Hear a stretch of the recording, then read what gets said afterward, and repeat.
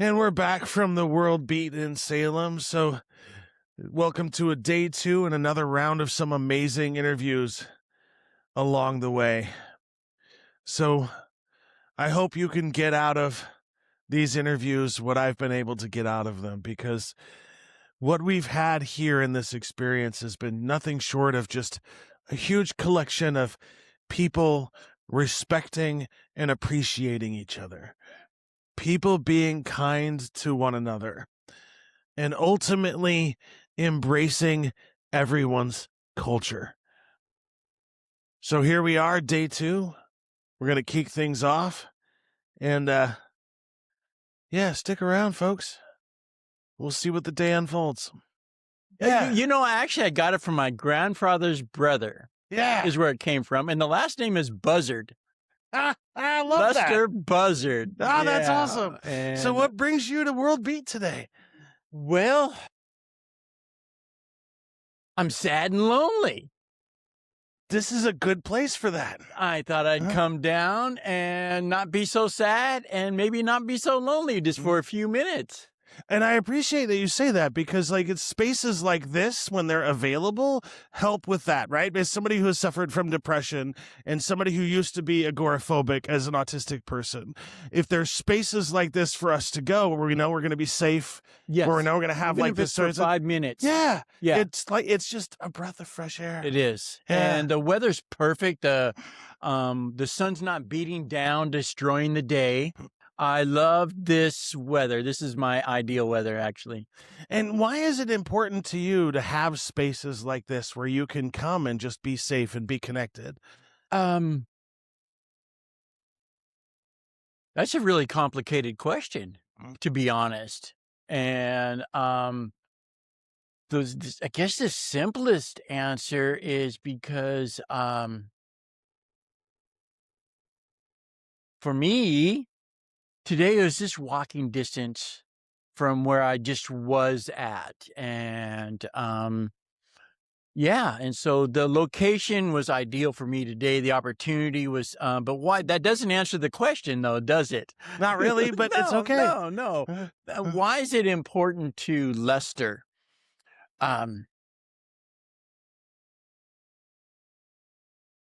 Wow, I wish I could answer that honestly. And sometimes it's just the universe's way of saying welcome. Yeah. You never know when somebody's going to put something or somebody in your life that says, you know what, I'm just going to go here and check something out. Yeah. And I then guess you're that's the most honest answer. Yeah. Right? Yeah. Because one of the things that I love doing is I love hopping in the car and just driving around until I see a sign or I see somebody or I see something, and I'm like, that looks interesting. I'm going to go investigate. I guess after you drew that out of me, I'm kind of a tactile person. Yeah. Okay. And I want to touch humanity. This, you know what I'm saying? This allows me to go touch a bit of humanity without trying to find humanity upstairs, which gets kind of convoluted anyway, which drives me to be sad and lonely in the first place. 100%. And the reality is we are our own worst critics. We are so much harder than ourselves than anyone else is going to be in us. And sometimes you need to be around other people to remind ourselves of that. Because as a community, if we have community spaces where we can support and uplift anybody. Right. Even one person. It makes it all worth it. Right. Yeah, it's kind of the reason I started this podcast. I got tired of hearing all of the major news outlets. You know how many news outlets have been here? None. So you have an event like this that's beautiful and amazing. The news ain't here. That's why I'm here. Okay. And I just want to get an idea, because when you talk to people that are here, you get this sense of this is love, this is compassion, this is kindness. And why isn't that leading the news anymore? But that's a soapbox for a different podcast. Oh, yeah. I can hop on that soapbox in a heartbeat. But yeah, I think it's important to Lester because it's tactile. I can touch something. I can see something that's outside of Lester. And have you had a chance to sample any of the food or any of that yet? Not yet. Generally, it's kind of expensive. But I did see the corn on the way in. We all know what that is. It's got the white cheese and the red spicy whatever, and it just appealing to the eye. Once again, it's appealing to the eye. So if you keep moseying on down that way, they have a spot where it's $5 for a tour of the world. Okay. So it's only $5 a meal, and it's enough for like 1.5 people. Okay. So yeah, I always encourage that. That's about what's going on here. Right? So how long have you been in Salem? Well, I was born and raised in Portland, but I've been down in Salem. I met a girl, and I got married, and I've been down here since 2021. Yeah. Do you like Salem better than Portland? I've come quite accustomed to it. Same here. It feels like home down here. Yeah. And I'm a big city boy, and I've got a lot of loved ones up in the Portland area that I miss. And part of the struggle is, do I stay or do I go? Yeah. And I'm trying to get plugged into the community, and I'm not sure what that looks like. More than anything, how does Lester get plugged in, right? Yeah. Because I know that I know it's healthy, right? And being part of something bigger than Lester is healthy. Yeah. And sometimes it's when you have the opportunity to sort of take a step back and think about how I can help my community is the most therapeutic thing you can do. Right. But what does that honestly look like for Lester? Right. And right now, it's kind of weird. So we're on a podcast and whatever.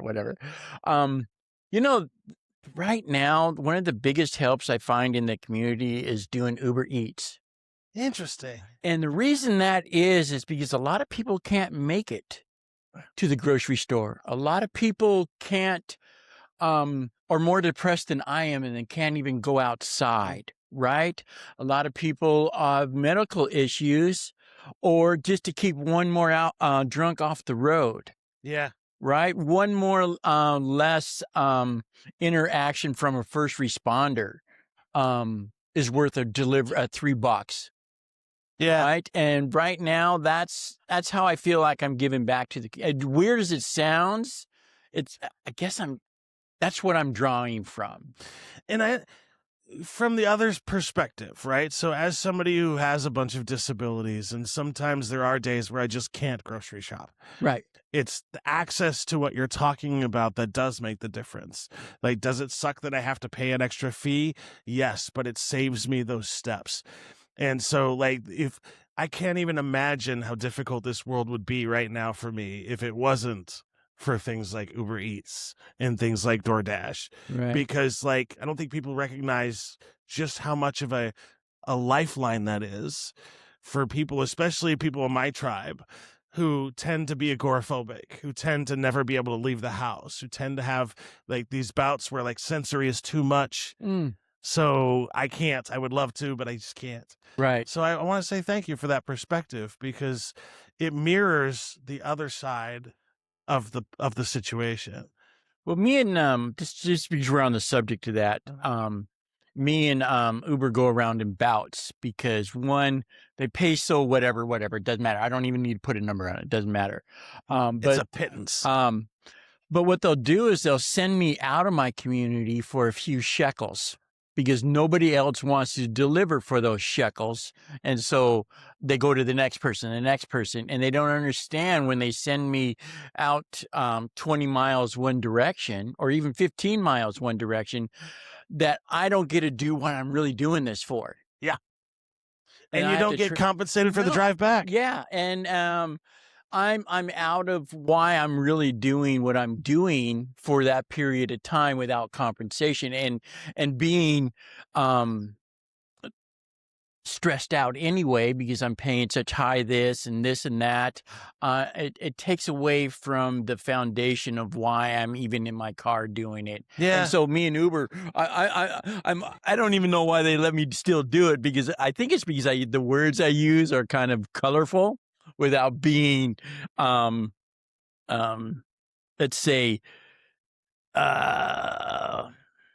using the fundamental, the words that most people would use. I really I've learned how to, by watching podcasts, how they say on YouTube, how they go around and say what they want to say and still get their point in there, right? It's a balance. Yeah. It's a and trick. so I have to maintain, I have to follow the inherent rules of being somewhat not filthy about how I say things.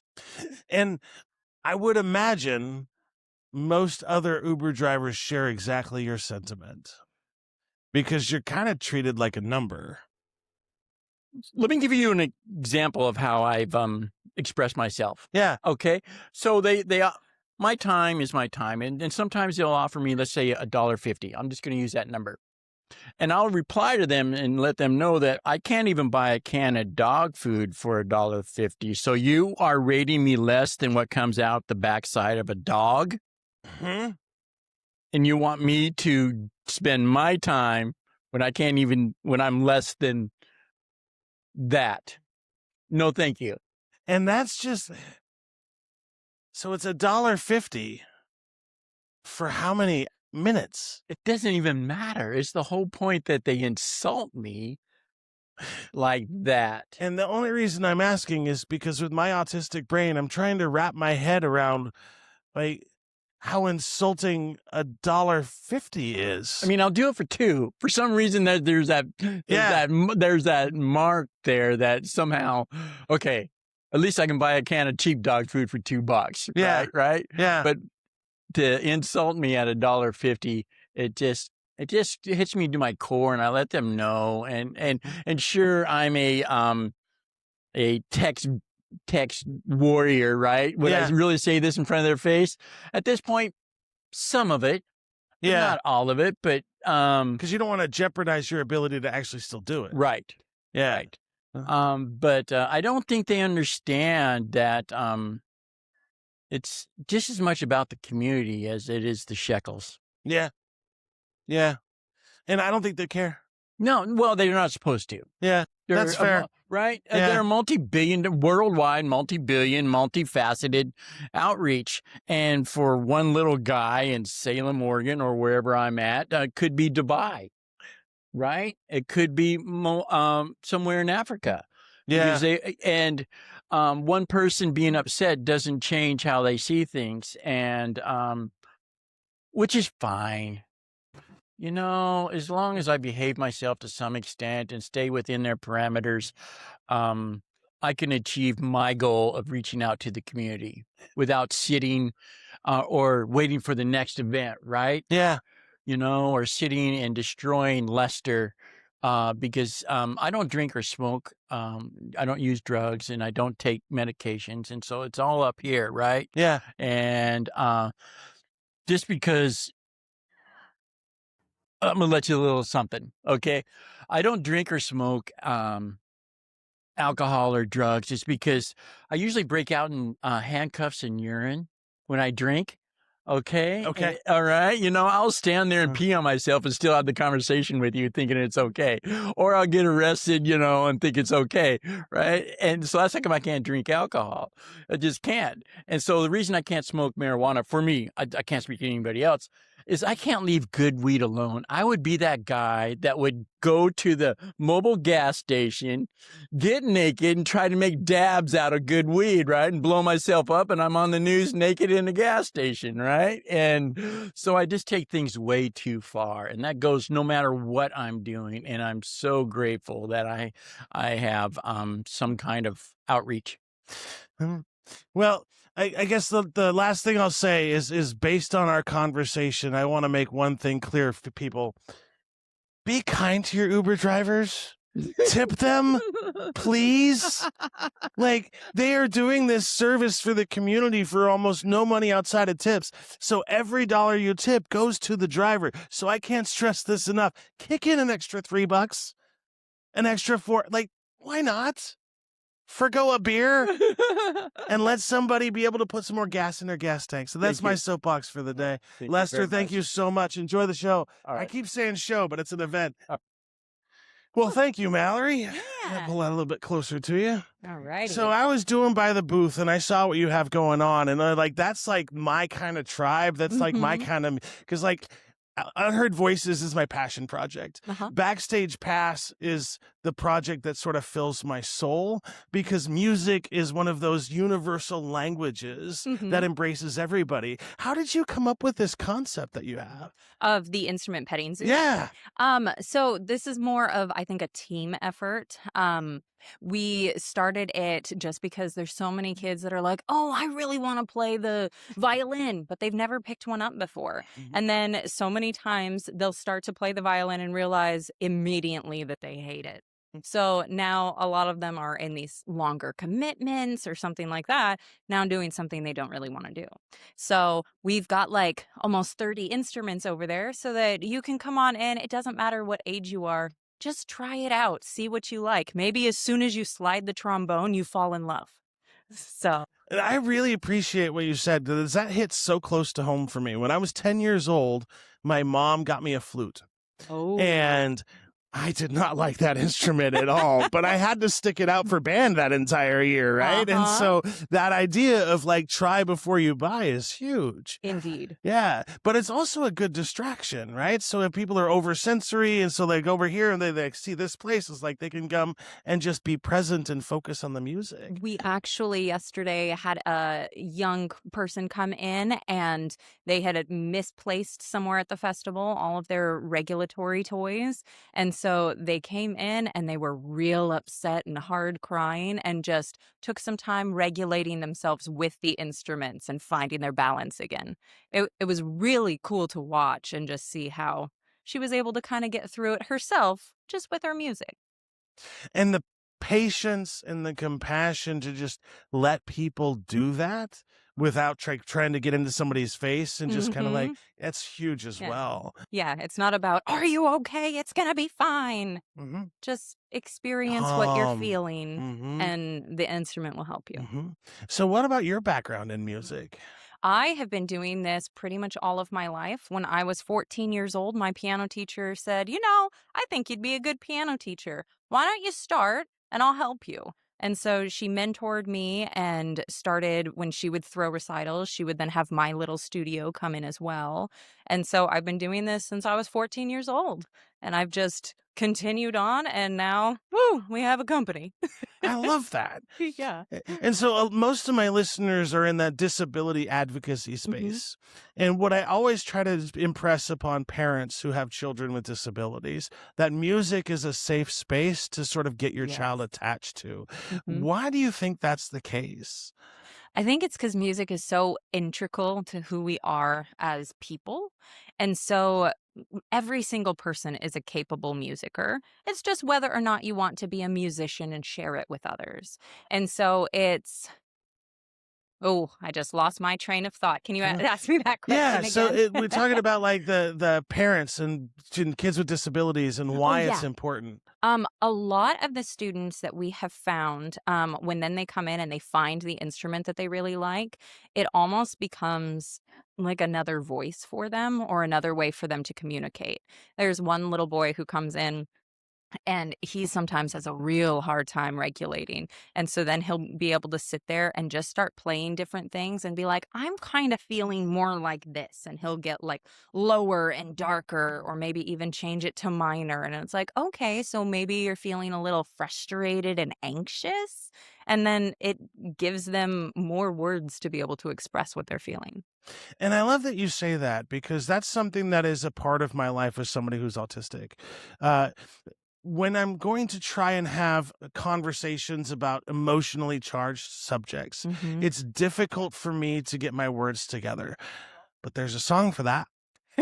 And so it doesn't matter what situation I've been in life. Instead of me trying to navigate telling people how I feel, I'm like, this is the song that I want you to hear so you know exactly what I'm going through today. Yeah, that makes And that sense. extra connection has given me voice in situations where I had none.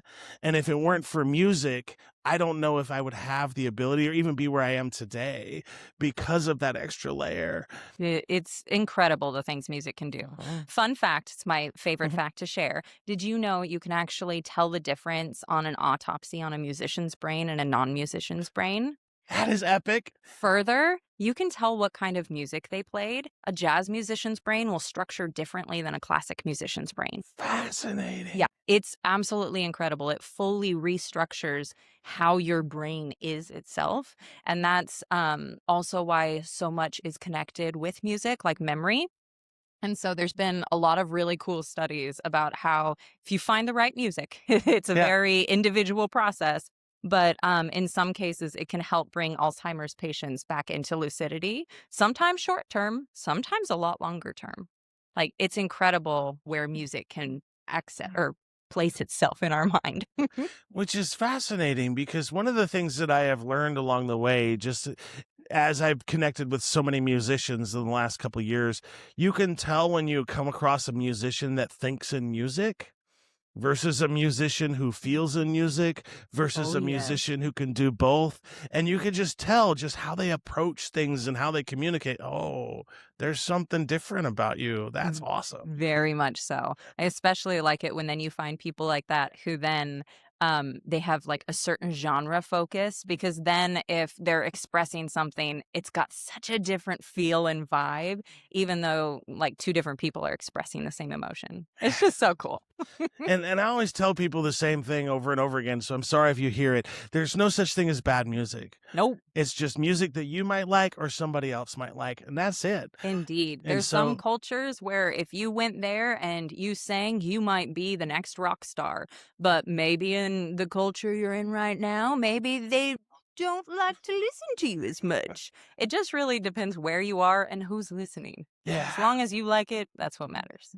And talk a little bit about the importance of recognizing that, music is always at your own pace Oh, in terms of learning. yeah. So that can there's so many schools of thought with music. I'm really passionate about making sure that you are going at the student's pace. If they don't want to be the next Rachmaninoff, don't try and make them into the next Rachmaninoff. If they just want to play because they love it, let them play. And so we've been doing a lot more at the studio with like learning to improvise or learning to be creative or following by creating patterns, learning by rote so that there are kind of more options. I feel like so often we get really rigid that, no, you must learn it this way. No, music's so big. You can do it in so many ways and you can do it as you like it. It shouldn't be a stressful thing.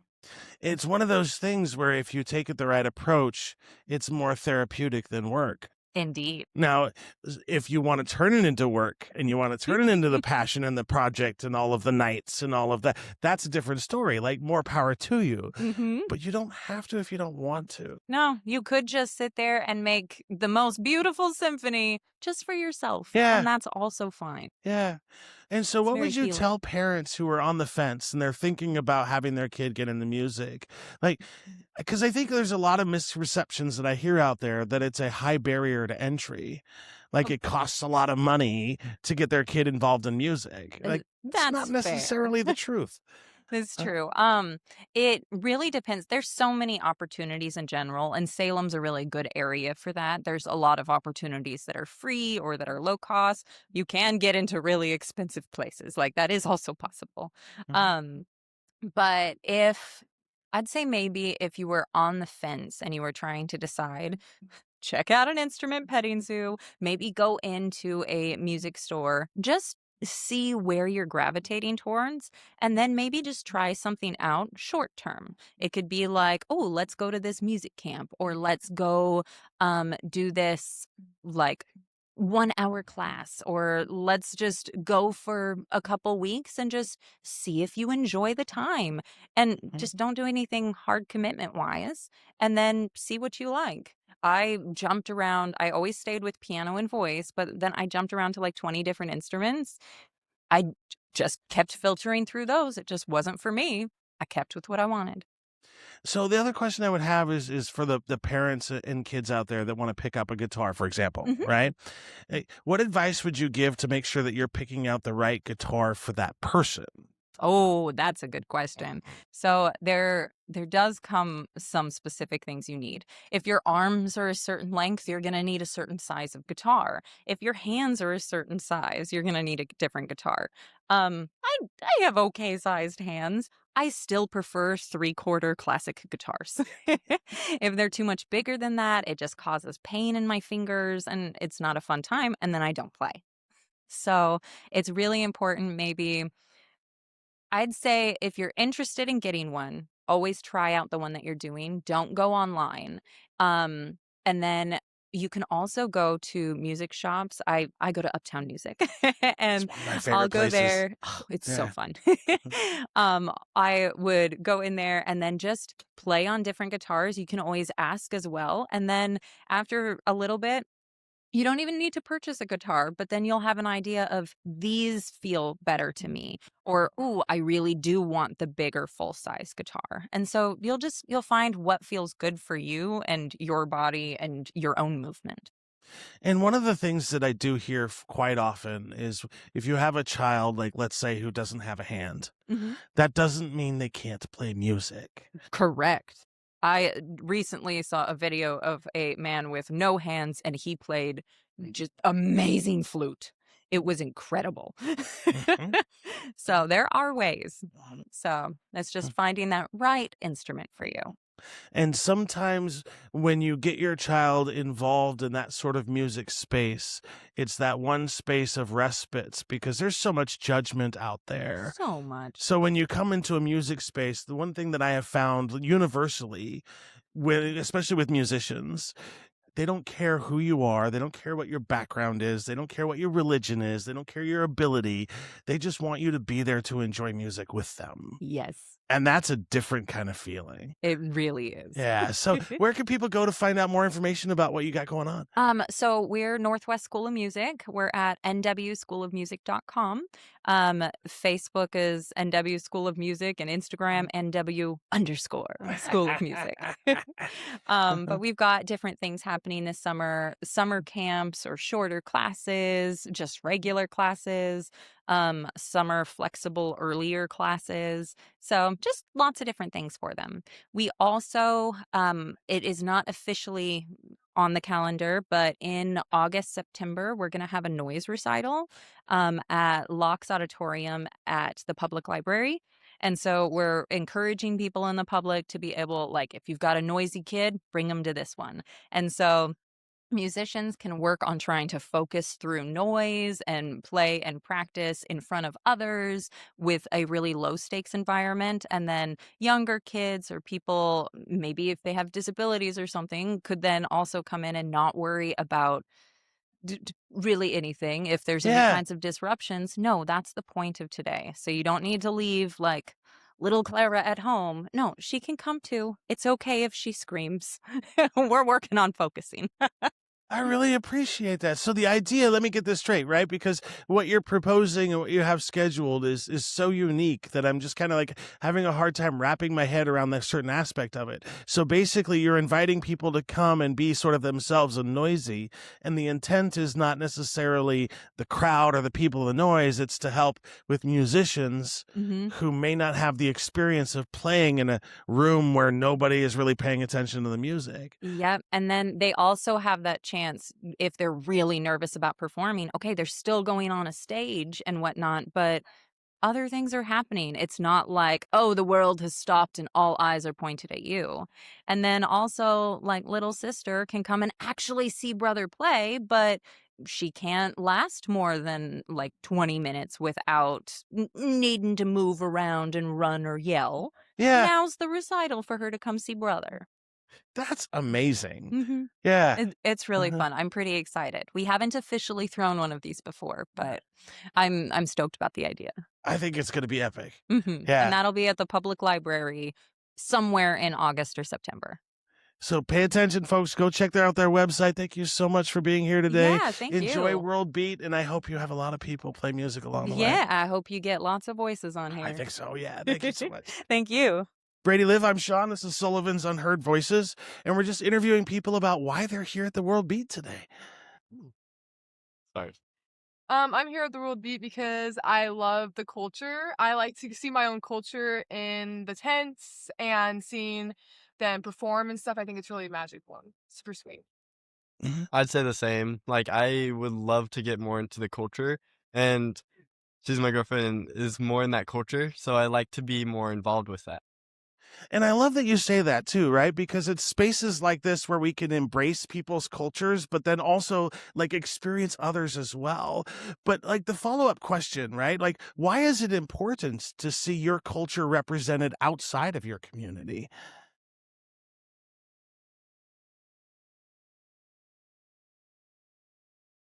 I don't know. To make sure your culture's not dead, to make sure that it's good to see your culture still alive and see the traditional things still happening even in modern time. I think it's really cool. I'm blanking right now. It's okay. So, in terms of like a space like this, right, where everybody comes together, how important is it to have like places where culture exists, but it's also a safe place where you can just be and enjoy everyone's culture? Yeah, it's really, especially if you haven't like seen a bunch of cultures, it's so cool to be able to see everyone's culture, not just your own. Like I've definitely seen a bunch of cool dances I've never seen before because they're not my culture. I don't know. It's just sometimes it's like maybe you don't like stuff, and maybe that will put you into a different perspective. Yeah. Because I think a lot of judgment comes from ignorance. And a lot of people's attitudes about any particular culture is really you just haven't spent time with that culture. Yeah. Because one of the things I've experienced over the last 3 years I've been doing this is we are so much more alike across every culture than we are different. So, like, why is that not the part of the conversation? Exactly. Yeah. So, what's been your favorite part of World Beat so far? We came on Friday, so we just saw like the dances and stuff, and I think the fire show was really cool. I missed that That too. I was was so really bummed. cool. Yeah. I definitely like the different beats and all the feelings that they give us. Kind of like it gives you like the perspective thing. It just makes you feel different, but in like a better way. So maybe not a better way, but like in a good way. Like you understand the culture more. Yeah. After And how important is, from your perspective, that we get along as a community? I think it's really important for everyone to know everyone's culture. So no one judges people because they don't know. Think it's like, oh, that seems kind of weird, but it's not. It's just their culture, and most people don't. Yeah. Yeah, I really think that we should all bring it into like maybe not the same culture, but everyone's the same, but in different fonts. And I think it's like if we know everyone else's way, then like we can understand each other better and not have many rivalries. And sometimes you'll see something from a different culture and you're like, I want to incorporate into that my own personal culture. Yeah. Feel that. So the hard question that I ask during this interview is the only hard question. What is it about your culture that you love the most? I'm Mexican, so I love the dances. I love learning all of the dances. I think it's so fun, and teaching him because he's not. I think it's fun to teach him the dances and stuff. The only like kind of culture I have is like Italian, and like I feel like I'm not the best cook, and the most culturous thing in there is the food, and I really want to get into that. And then last question, is there a family tradition that you have that you really enjoy? Quinceañeras, because I had mine last year. Congratulations. Uh-huh. Do you mind if I ask a follow-up question? What was that like? What was your quinceañera like? It was really magical. It's just like everyone says, like it's really fun, no matter if it's bigger or smaller. I think it's fun no matter what with family, and because I've never really like embraced it too much except for like recently because of that, and I think it was really fun. It was just cool. It was really cool. I don't really have any. We just do like family meetups. That's huge though, Yeah. right? Because like those family meetups is like one of those traditions that is very important. And I think that's also like a sense of that culture, right? Yeah, Because just brings up. sometimes we lose that connectivity to our families as we get older. Yeah. So when you have those spaces that you can cherish, it's just like, it's just home. Yeah, Yeah. I Yeah. feel that. hmm Yeah. So is there anything else y'all are looking forward to while you're here at World Beat? The food. Food. Yeah. Every time. Yeah. Uh-huh. And then my last question, because it's been all right. The last question I'll ask: how many frowns have you seen since you've been here at World Beat? Like None. Come down, folks. You got to check this place out. Yep. It's safe, it's fun, and everybody's here. So thank you so much. Yeah. Thank you. So Damien, I'm Shawn. We're here with Sullivan's Unheard Voices. What brings you to World Beat today? The family wanted to come out and go ahead and check out all the stuff here, and I love food, and I love food from different cultures. It's probably some of my favorite stuff. I was looking around to see if there's any braised oxtail around here, because that's some delicious stuff. It's hard to find, but when you can find it and it's good, it's real good. You're speaking my language. I've been on this quest for gator tail for like 3 years. I haven't It's- had gator tail. Oh, you're missing out. But it's so hard to find. I was gonna say probably Florida. Yep. Florida, but there used to be like 2 restaurants in Portland that had gator tail that have since closed. And so I'm Really? like, I'm always on the lookout. See, I want to Yeah. go to the Brazilian steakhouse up there. in Oh, that Portland. is so good. Fogo de Chao. Yeah, Uh-huh. I've heard so many good things about it, but I Uh-huh. haven't been. Oh. Want to go, but I've Uh-huh. always been on the quest for good Mhm. pho spots, ramen spots. I know Uh-huh. we've opened up quite a few here. The Korean barbecue. I don't know Yeah. if you've been there. Yeah. That's one of my favorite places to go. So, in your opinion, why are spaces like this, where we come to celebrate culture, an important piece of our community? I think it's important for our community because it's important to recognize that everyone is different in their own way, but we're also all human, right? So Yeah. we should celebrate everyone's uniqueness. And, I know, and birds, try right? it, right? Well, yeah, also the birds. There's also people with whistles that are. Is that what that is? Yeah. I was looking around for birds, and then I see a kid blowing a whistle, and I was like, I thought I was going crazy for a second. I'm So like, did looking around. I. But then I had a bird like dive past me, and I was like, maybe I'm not crazy. I don't know. So tell me about your shirt, though, because that's what I saw. I was Yeah. like, oh, yes, that's awesome. So I got this for Christmas because I'm a huge nerd. Uh-huh. Star Wars is my jam. I think, as it sits, probably Star Wars is one of my favorite. Clone Wars is probably my favorite part of the era of Star Wars. Yeah. I've watched all of the Clone Wars, like the animated series. I watched the Odd Squad. I'm just a huge nerd. I like Warhammer. I like D&D. I like all the things. That's why I also like coming out to places like this, because I like to meet people from different places. Yeah. But we all like a lot of common things, is what Yeah. you'll come to find out. It's just like if you play video games online. I played World of Warcraft for like 10, 20 years, right? Yeah. I met people from all over the world. I met people from Australia, New Zealand, the UK, like all sorts of places, Brazil. And you know what? I had nothing but fun with those people. And what you learning find. about those things, like from their different places, but how kind of the same it is, but different, but also like learning about how they celebrate holidays versus how we celebrate holidays. And I appreciate that perspective, because one of the things that I've learned over the 3 years that I've been doing this is that we have way more in common than we have differences across agree. all communities. Right. And it's Mhm. just building that community. It's just like your neighbors, right? No Yeah. matter what culture they are or what race they are, right? Yeah. We should come together and be good neighbors. Mm-hmm. We should be kind to each other. We should get to know each other. Like if I'm having a barbecue, if my neighbor want to come over. I don't care. Yeah. Let's get to know each other. Let's break bread together. Yeah, let's build that community, because it's just like if someone breaks into your car, right? Mhm. Everyone has cameras nowadays. You have to be able to trust your neighbor. Your neighbor, like, hey, I got camera footage. Would you like that? Yeah. But it's that thing, or like, say you're not home, some weird person comes to your house. Your neighbor's like, hey, by the way, did you know? Yeah. Yeah. And I've had that happen. Yeah. So that's why I like to build that. I like to go to different places. I like to find different things. I like different cultures. I think Japanese culture is probably one of my favorite cultures, to be honest.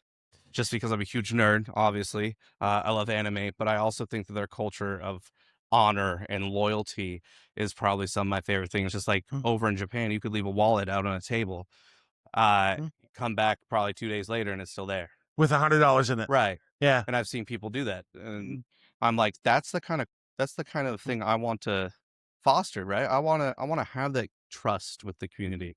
I want to be able to leave a wallet out on a table and come back and my $100 be there still.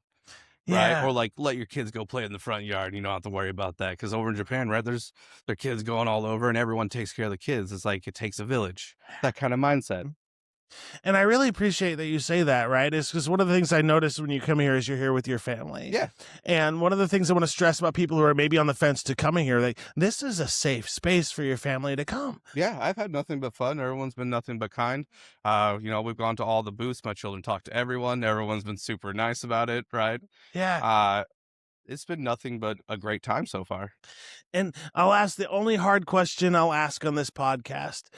Is there something about your culture that you love? My culture. Whether be that's your fair- family culture, whether it's a tradition that you have with your family. Something that I love from my culture. Uh,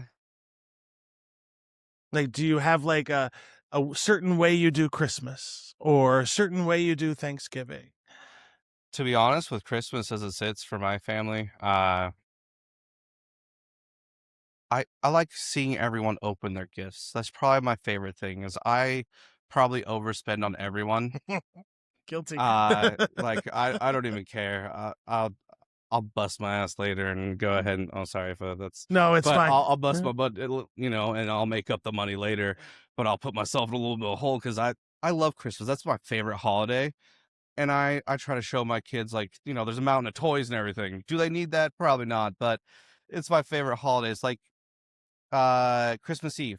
I Yeah. don't know if you do it, but we open a present. Everyone gets to open a Aw. present, right? It's Yeah. either that or the stocking. So one of the two. So that's what we always do. I love that. And then like Thanksgiving, I try to do like a Friendsgiving and a Thanksgiving. So like I try to go ahead and get people together for like my friends, and then I try to go ahead and do it with family. Okay, you've just given me an idea for like every Thanksgiving moving forward. I really Yeah, appreciate I like that. to do two of them. It's Yeah. fun. Because like everyone, like when you do it with friends, everyone like brings one dish. You go ahead, like I smoke my turkey, and then everyone brings a side dish, right? We have a great time. Or like I play D&D. If a holiday comes up on one of our D&D games and it's close by, I'll throw a D&D, like I'll make a meal for everyone. Yeah. And then I'll do a one shot pretty much with their same characters to go ahead and be like, oh, okay, so giant turkeys are attacking. I love it. And they're like, what do you mean? I'm like, yeah, so there's one giant turkey and he's spawning millions of bigger turkeys that are the size of, like a bear. And they're like, why? And I'm like, it's Thanksgiving. Yeah. 'Cause I said so. Because I'm the DM. I love everything about that. It's some of my favorite things. Being creative Yeah. is fun for me, right? Mm. So like also that's part of meeting other cultures, learning how creative they are, seeing their culture, seeing their history, finding out. I like mythology. So finding out about gods, right? The Roman gods. And then there's like the Brazilian gods, there's the Japanese gods, the Chinese gods. They're all very different and they all have numerous gods. But if you start putting them together, they're all very similar. Right? So when you start looking at it, that's why I like when I look at religions, I start finding a lot of similarities. There are differences, but also when you start putting things together, you're like, okay, so you have 5 gods, but if you put those 5 gods into one god, it's kind of like the same thing ish, Yeah. like different but same. And so I like to find those similarities and see, and it's just like it's crazy because it's like everyone has a different thing, but it's also so similar. Yeah. And a lot of the times when you meet them and everything, right, like this, looks like potentially Native Aztec. American or Islander, Aztec, I think. Aztec. See, I have Native American family. Yeah. I've been to powwows and been to the dances. My family actually dances and everything. Yeah. So I've seen that. It's super cool to me. I love all that stuff. I think it's fascinating. I think we should have more of it. I think couldn't agree more. I think people should see more of that. I think it's good to know your ancestry. I don't know mine necessarily, but I think it's good to know where you came from. I think it's also good to know the past. Yeah. And history is the past, right? And your culture is the past Mhm. and the present. So knowing about it is important. That's also how we don't repeat history, right? Yeah. So we don't go after one culture like cultures have done before. It's knowing those things. And I can't think of a better way to close out this interview. That was beautiful, man. Thank you so much. No problem. Thank you for having me. Mhm. So I'm here with Tomoko. Thank you so much for joining me today.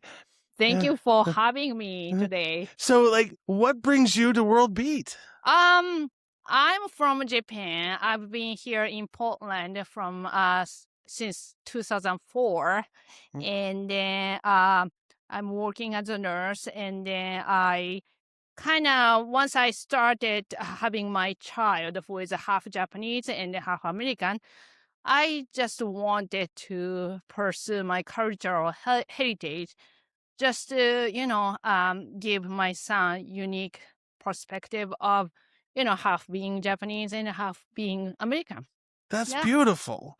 So, like, why is it important to have spaces like this where we can celebrate culture? I think it's important to remind myself who I am and my identity, as well as like kind of like US is a kind of like creating a great harmony by having different cultures, background people in the city, in a town, and then that's kind of like makes everyone kind of like a common thing, like enjoying the music, dancing, just feel the beat. I really like this event. Yeah, I've been here for participating almost 9 years by now.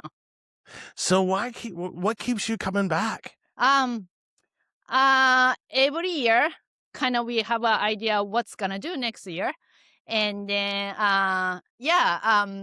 first of all, yes, this is kind of like what makes me feel summer, Yeah. and then and also kind of like a really feels like a accomplishment, because it's everyday living. I just feel like I'm doing my work everyday thing. It's not really even close to my cultural thing, Yeah. so it reminds myself as well, but also by looking around so many different cultural background, and then it just it's easy to feel it and enjoy it. I like it. And everywhere you look here, everybody's happy. Yeah. Yeah. Yeah. And so, how important is it for you to see your culture outside of your community? It's nice to see. So while I was, when I was in Japan, this is like automatic, natural. Everybody knows, like for certain level. But people here, it's like, wow, what is this country? Why you are doing this way? That kind of stuff. So it's really simply realizing myself how different I am. It's not, and also kind of like a learning now, like this is different position than living in Japan, without going outside. Yes. Mhm. Yeah. And then talk about your experience here, right? Mhm. And all the time that you've been here, is it is it always as fun this year as it has been before? Mhm. Yes, yes, there's always challenges. Like this year is Rain. weather is not that nice, so I can see a little bit less busy this year. But we kind of like try to kind of introduce Japanese culture through this event a lot. And then and then right now it seems like a lot of people wanting to travel to Japan. So it's kind of like, to me, it's really a lot of people want to know more about Japan, and then I feel always happy to provide whatever I know about Japan. So yeah, I'm pretty happy. Yeah, yeah. And then tell me about your outfit. Oh, okay. So this is called the yukata. So I'm actually kind of like making a yukata for American sized people, and then so My yukata is well, it's a goldfish design, and then it's very vivid orange and a little bit blue in it. And so this is the type of kimono that we wear for summer festivals. So it's really matching with this situation. But you never find this yukata dress up here in the US in this situation. So it's very like a kind of like to me, oh, I'm in the spotlight. Everybody I go, everywhere I go, and then so yeah, this is one of my favorite yukata wardrobe. And I appreciate that too, because every time I see, help me pronounce it again. Tomoko. No, the outfit. Yukata. Yukata. Uh-huh. Every time I see somebody in a yukata, you Uh-huh. can't help but smile because you can see that there is intention behind the outfit. It's Uh-huh. an honor to the culture. It's Yeah. an honor to the community. Yeah. And then I'll ask the only hard question I will ask. Okay. What is it about your culture that you love the most? Every single moment care about how others feel. So I think yukata, so, not every single Japanese people can put a yukata on by themselves. We, my dance group's still learning about how to put it. It's just, it's a great opportunity that what you have as a cultural background, and then, put the yukata on. And then, so yeah, this is also yukata takes a lot of practice to do it, and then there are a lot of rules in it, but it kind of like by following the rule, it's very Japanese way, by following the rule, almost obsessed with the rule, and they try to make kind of like every social aspects really kind of like a less casual, more upgraded, more like a quality kind of thing, and then with the harmony, how others feel. And so if anybody's out there and they want to sort of learn this dance or learn this sort of fabric, where can they go to find more information? That's a good question. I'm always willing to provide the information. So I just started my Instagram, Kimono Stylist USA. I love that. That's my Instagram. I'm just trying to connect with Japanese kimono people with this in the US, Portland, Oregon. And yes, I'm trying to try to dress up people who want to get dressed up with kimono. So I haven't been able to start my business, but I'm trying to kind of like starting out doing it for Japanese event. Also, we have opportunity to provide the kimono fashion show, state capital every spring. So I am kind of like a greatly contributing that. I make kimonos for boys and girls as well, and then I try to dress them up. So some of the American kids love to walk the show in kimono. Yeah. And then I'm always like trying to think what's the next year, and then everybody can reach me. Because I can imagine you can't help it Yeah. but feel good wearing this. Yeah. Right? Because you feel elegant. Yeah. You feel like just like, yeah. Yeah, I'm Mhm. happy to dress up people, and especially spring, cherry blossom season, and they Yeah. want to take pictures. Yeah, I'm happy to do that. Yeah. Well, let's see if we can't get some people to your Instagram taste. Yeah. Thank you so much. You're welcome. Yeah. Thank you for having me. Bring that a little closer. Sebastian, what brings you to World Beat today?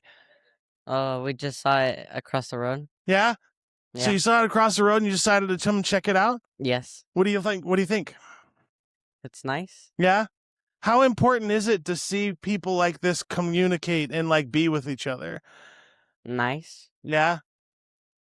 So tell me about like your experience, right? How long you been in Salem? Almost all my life. Yeah? So what do you like most about Salem? Mm, the beautiful places. Hmm.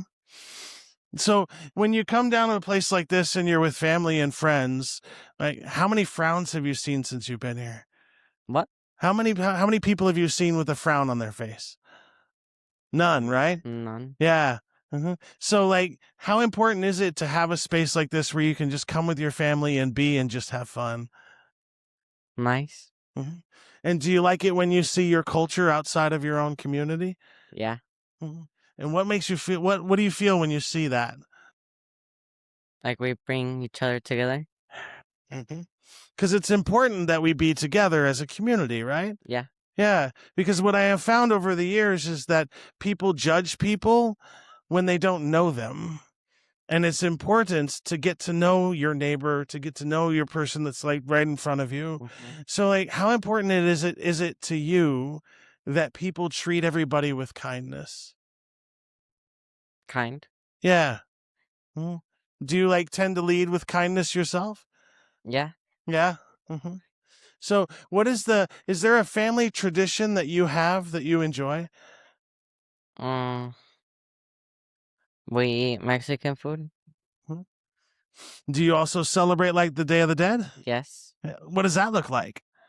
It's like fun. We have candles and do a bunch of fun stuff. So candles and a bunch of fun stuff, but also honoring your ancestors, right? Yeah. Yeah. And then how about like the holidays? Do you do anything fun for the holidays?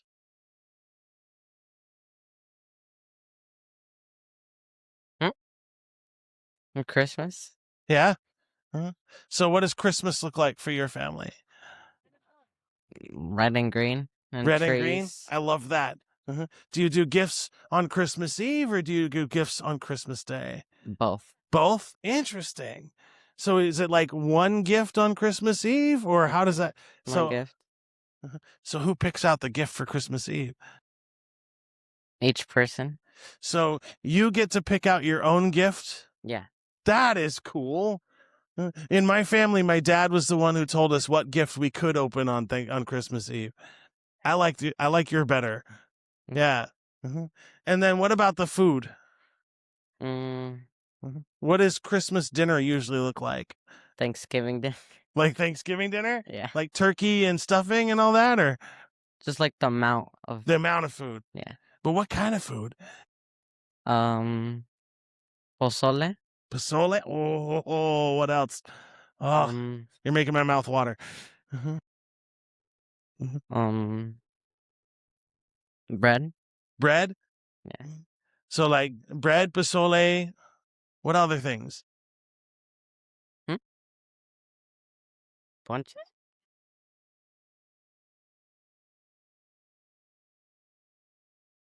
And cookies. Cookies? Yeah. What kind of cookies? Sugar. Ah, those are the best. And then we build gingerbread house. Oh, that's awesome. So like as a family, you build gingerbread houses? Yeah. That's so cool. And what has been your favorite part of this one so far? Seeing people dance. What's been your favorite dance so far? I don't know. That's fair. And then what would you tell people who are thinking about coming down here but haven't yet? What? What would you tell people who are thinking about coming to here but they haven't decided they're going to yet? The tradition. Come have fun, right? Mm-hmm. Yeah. And this is a place where you can just be and enjoy yourself. Yeah. Yeah. Well, thank you very much for being here today. Okay. Well, Raul, what brings you to World Beat? Well, I come to World Beat every year for the last, 15, 16 years.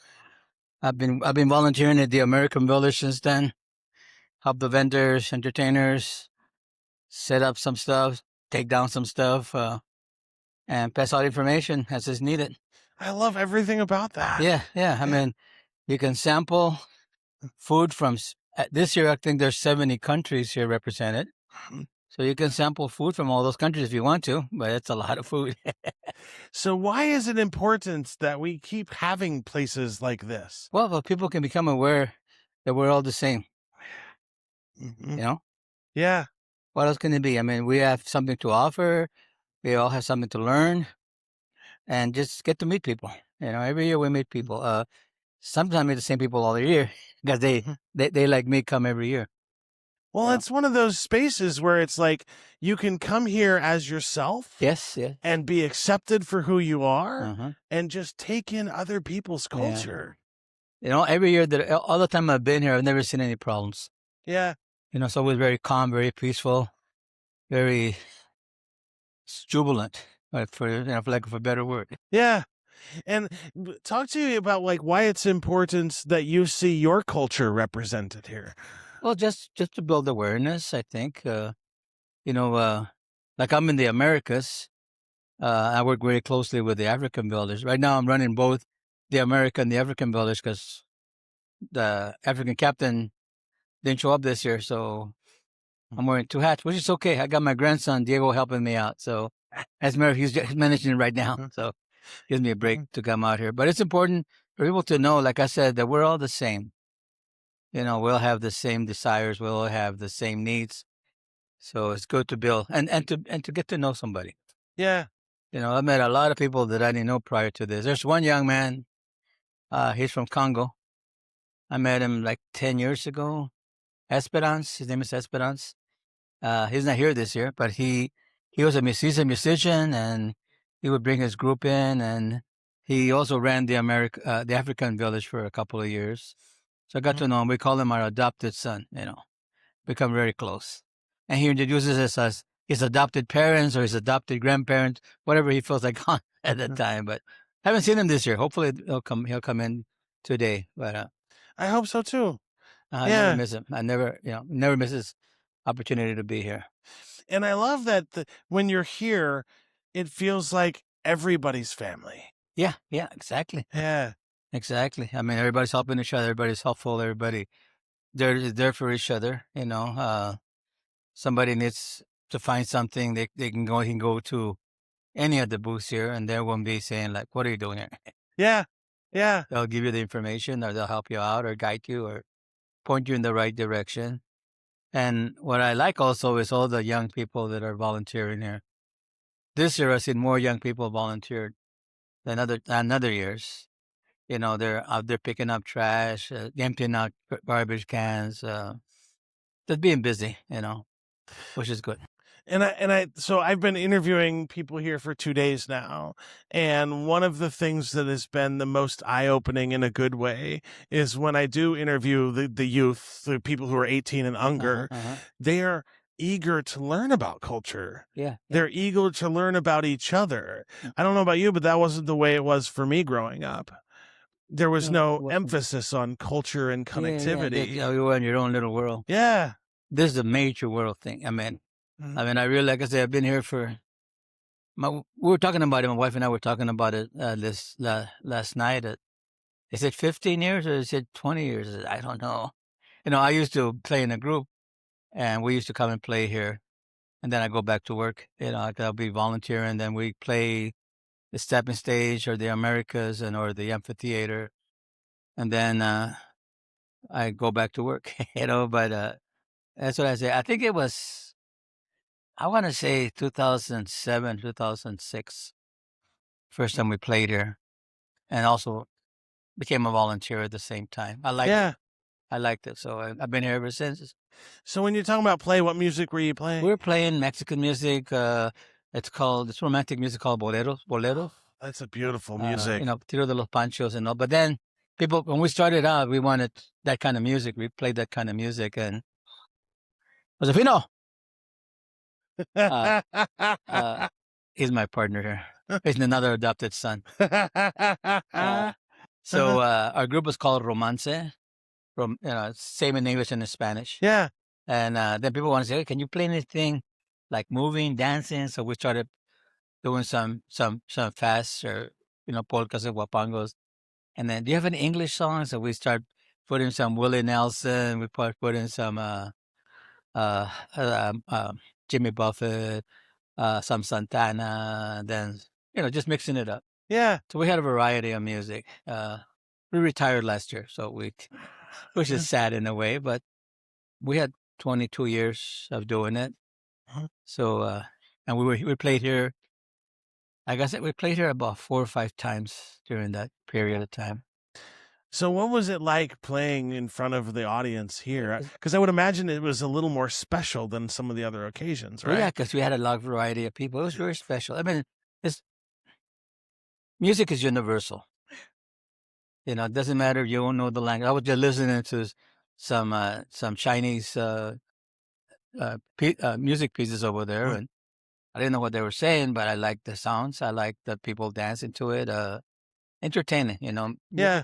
Music has no, like I said, it's universal. They might have a language, but you can still, tap your toe to it. 100%. So the other podcast that I have is called Sullivan's Backstage Pass, and I interview musicians about their origin story. And one of the things that I love about music, period, is that it doesn't care where you come from. It doesn't No. care your religion. It doesn't care who you No. are. It's a universal language that Exactly. says, come enjoy this feeling. Yeah. And that's what made me most happy when I played. Is seeing the people smiling, seeing the people tapping their feet, or even dancing or singing along if they knew the song. Yeah. All that was great. And that's the part that I miss.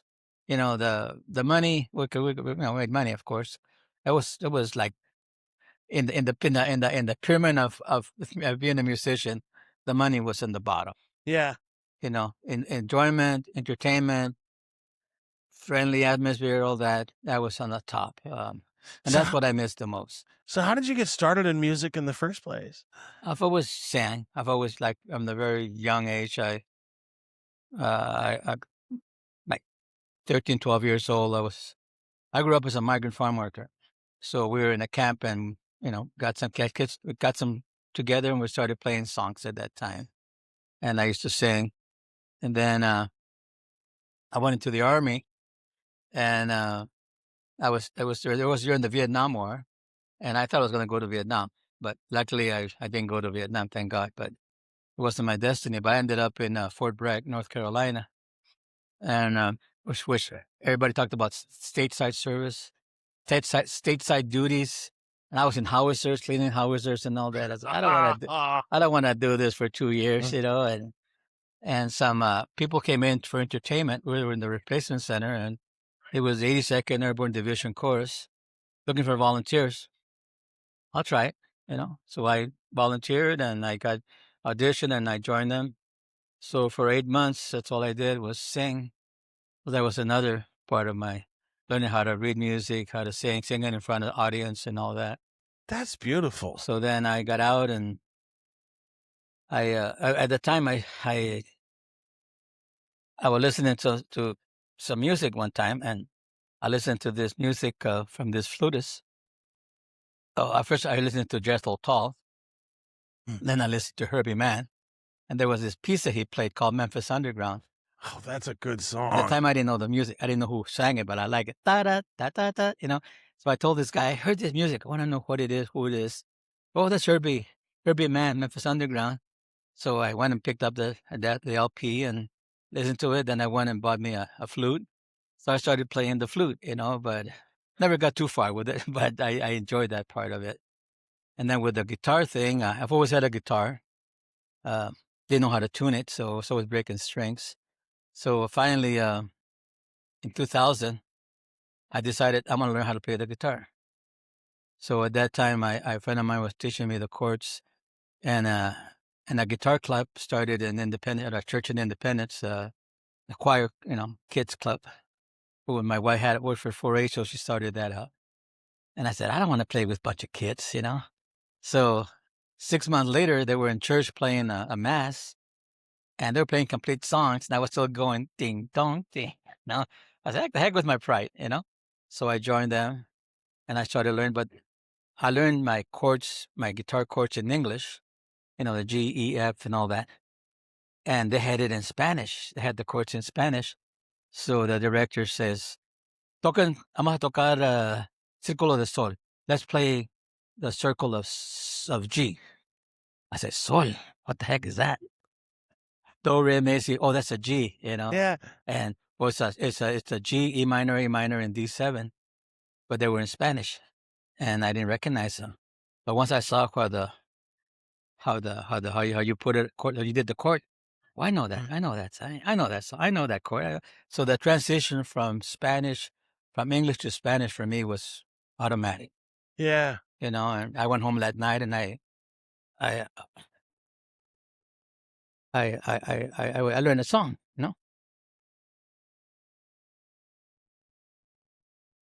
Trying to think something else, but no. But I told my wife, hey, I know how to play this song. So I played it to her and said, just in one evening, you know how to play that? Well, I know the music. I mean, know the chords. I Yeah. just didn't know them in Spanish. Yeah. So from there it went on, and then about a year later, somebody wanted a serenading. So this guy said, friend, hey, let's go sing to my cousin, it's her birthday or whatever. So we do what's called a serenata, about 5 or 6 songs, and then the director, he said, hey, there's something here. Yeah. So let's and then at that time the club we had, which was about 60 kids, it just started filtering out, and we ended up with us playing, and so we started our group at that time, and that was 2004, 2005, and that ended last year, June 7th. That was our retirement gig, but it was fun. It was fun. Bittersweet moment, I would imagine. Oh yeah, it's still Right. it's still something else, because we were here listening to the Rondalla Yeah. at 6:30 last night. Oh, we played with those guys different, but sometimes they open for us. Sometimes we're playing the same event that they were, and that's the part I miss. Willie Nelson has this On the Road Again, right? And he says the part that he says, the life I like is missing music with my friends. Which is that's our thing. That's powerful. I miss that. I miss that part. Mm. And going places that I've never been, seeing things I've never seen, Mm. all that stuff. That's important. It kind of sticks to me. But it's good memories. I have no regrets. No, nothing like that. Anyway, I'm going on. I have to go with my work. No, it's all right. It's beautiful. Like, I love talking to musicians more than anything else. So right. I guess my last question will be, and it's the only hard question I ask on this podcast, is there something about your culture that you love? I think what I love more about my culture is the traditional things we do. Matter of fact, that was I'm writing this story, and in the story, I read about a part of where when my sister's boyfriend came, him and another man came to the house to talk to my dad to ask her for marriage, to ask for her hand, and that's what they do, when in our culture, when a man wants to marry somebody, he goes to their home with an elder and asks for my sister's hand, and I was hearing the because they put us kids to one side. You guys go to your room. But I was listening, and one of the guys says, we came to ask for your daughter's hand. I said, my God, they're going to cut her hand. They're going to cut her hand. And Yeah.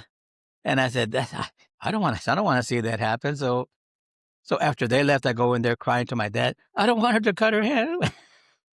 That's a beautiful But story. anyway, that's a tradition thing that we do in our culture. Yeah. And I have to. And I know you get back. Royal, thank you so much. Thank you for your time. Yeah. Sullivan. Thank you. So, Miguel, what brings you to World Beat?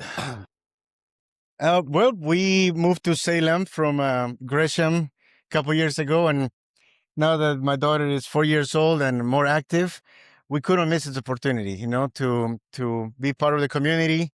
Because I'm trying to convey this to my daughter, that we not only need to take care of our minds, our body, but also our community, and our church, and this is community. Working in the U.S.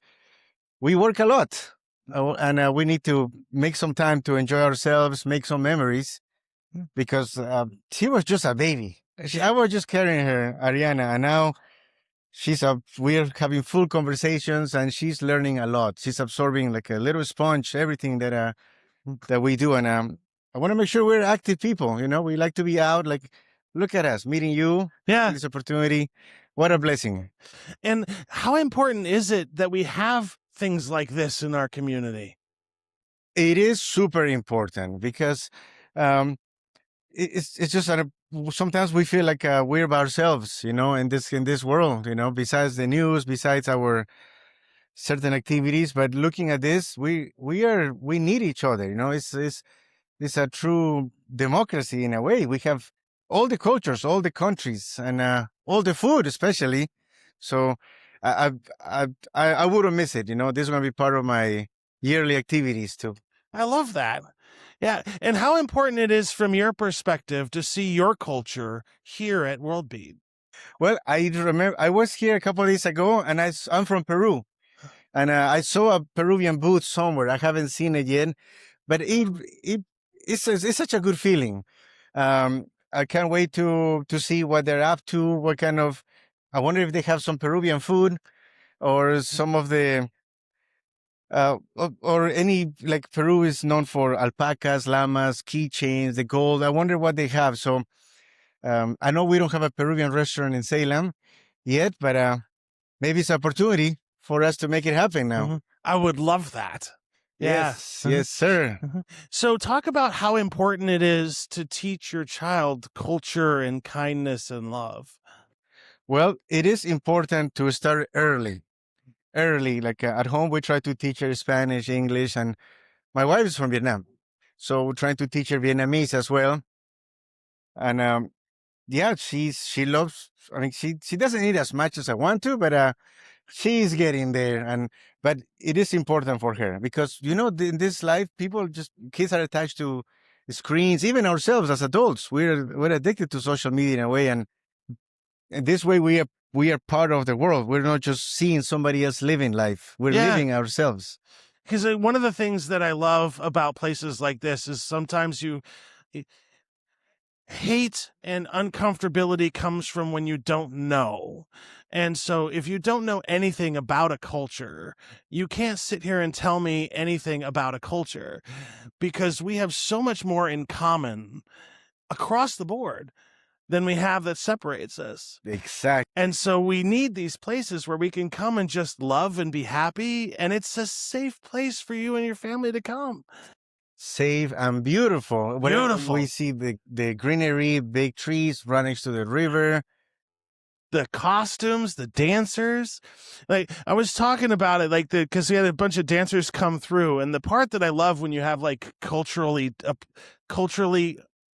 based dance troupes is because when you put on that kind of outfit, you walk differently. There's a lot of power behind the outfit and a lot of expression. And so to see all of these people together and embracing their culture, but also showing that this different version than what you see on TV. Exactly. I just saw the Cuban group doing some salsa dancing African, and I love salsa bachata as well. I'm always dancing at home, and I see my daughter, she starts breaking it out of her shell, and so she starts dancing at home.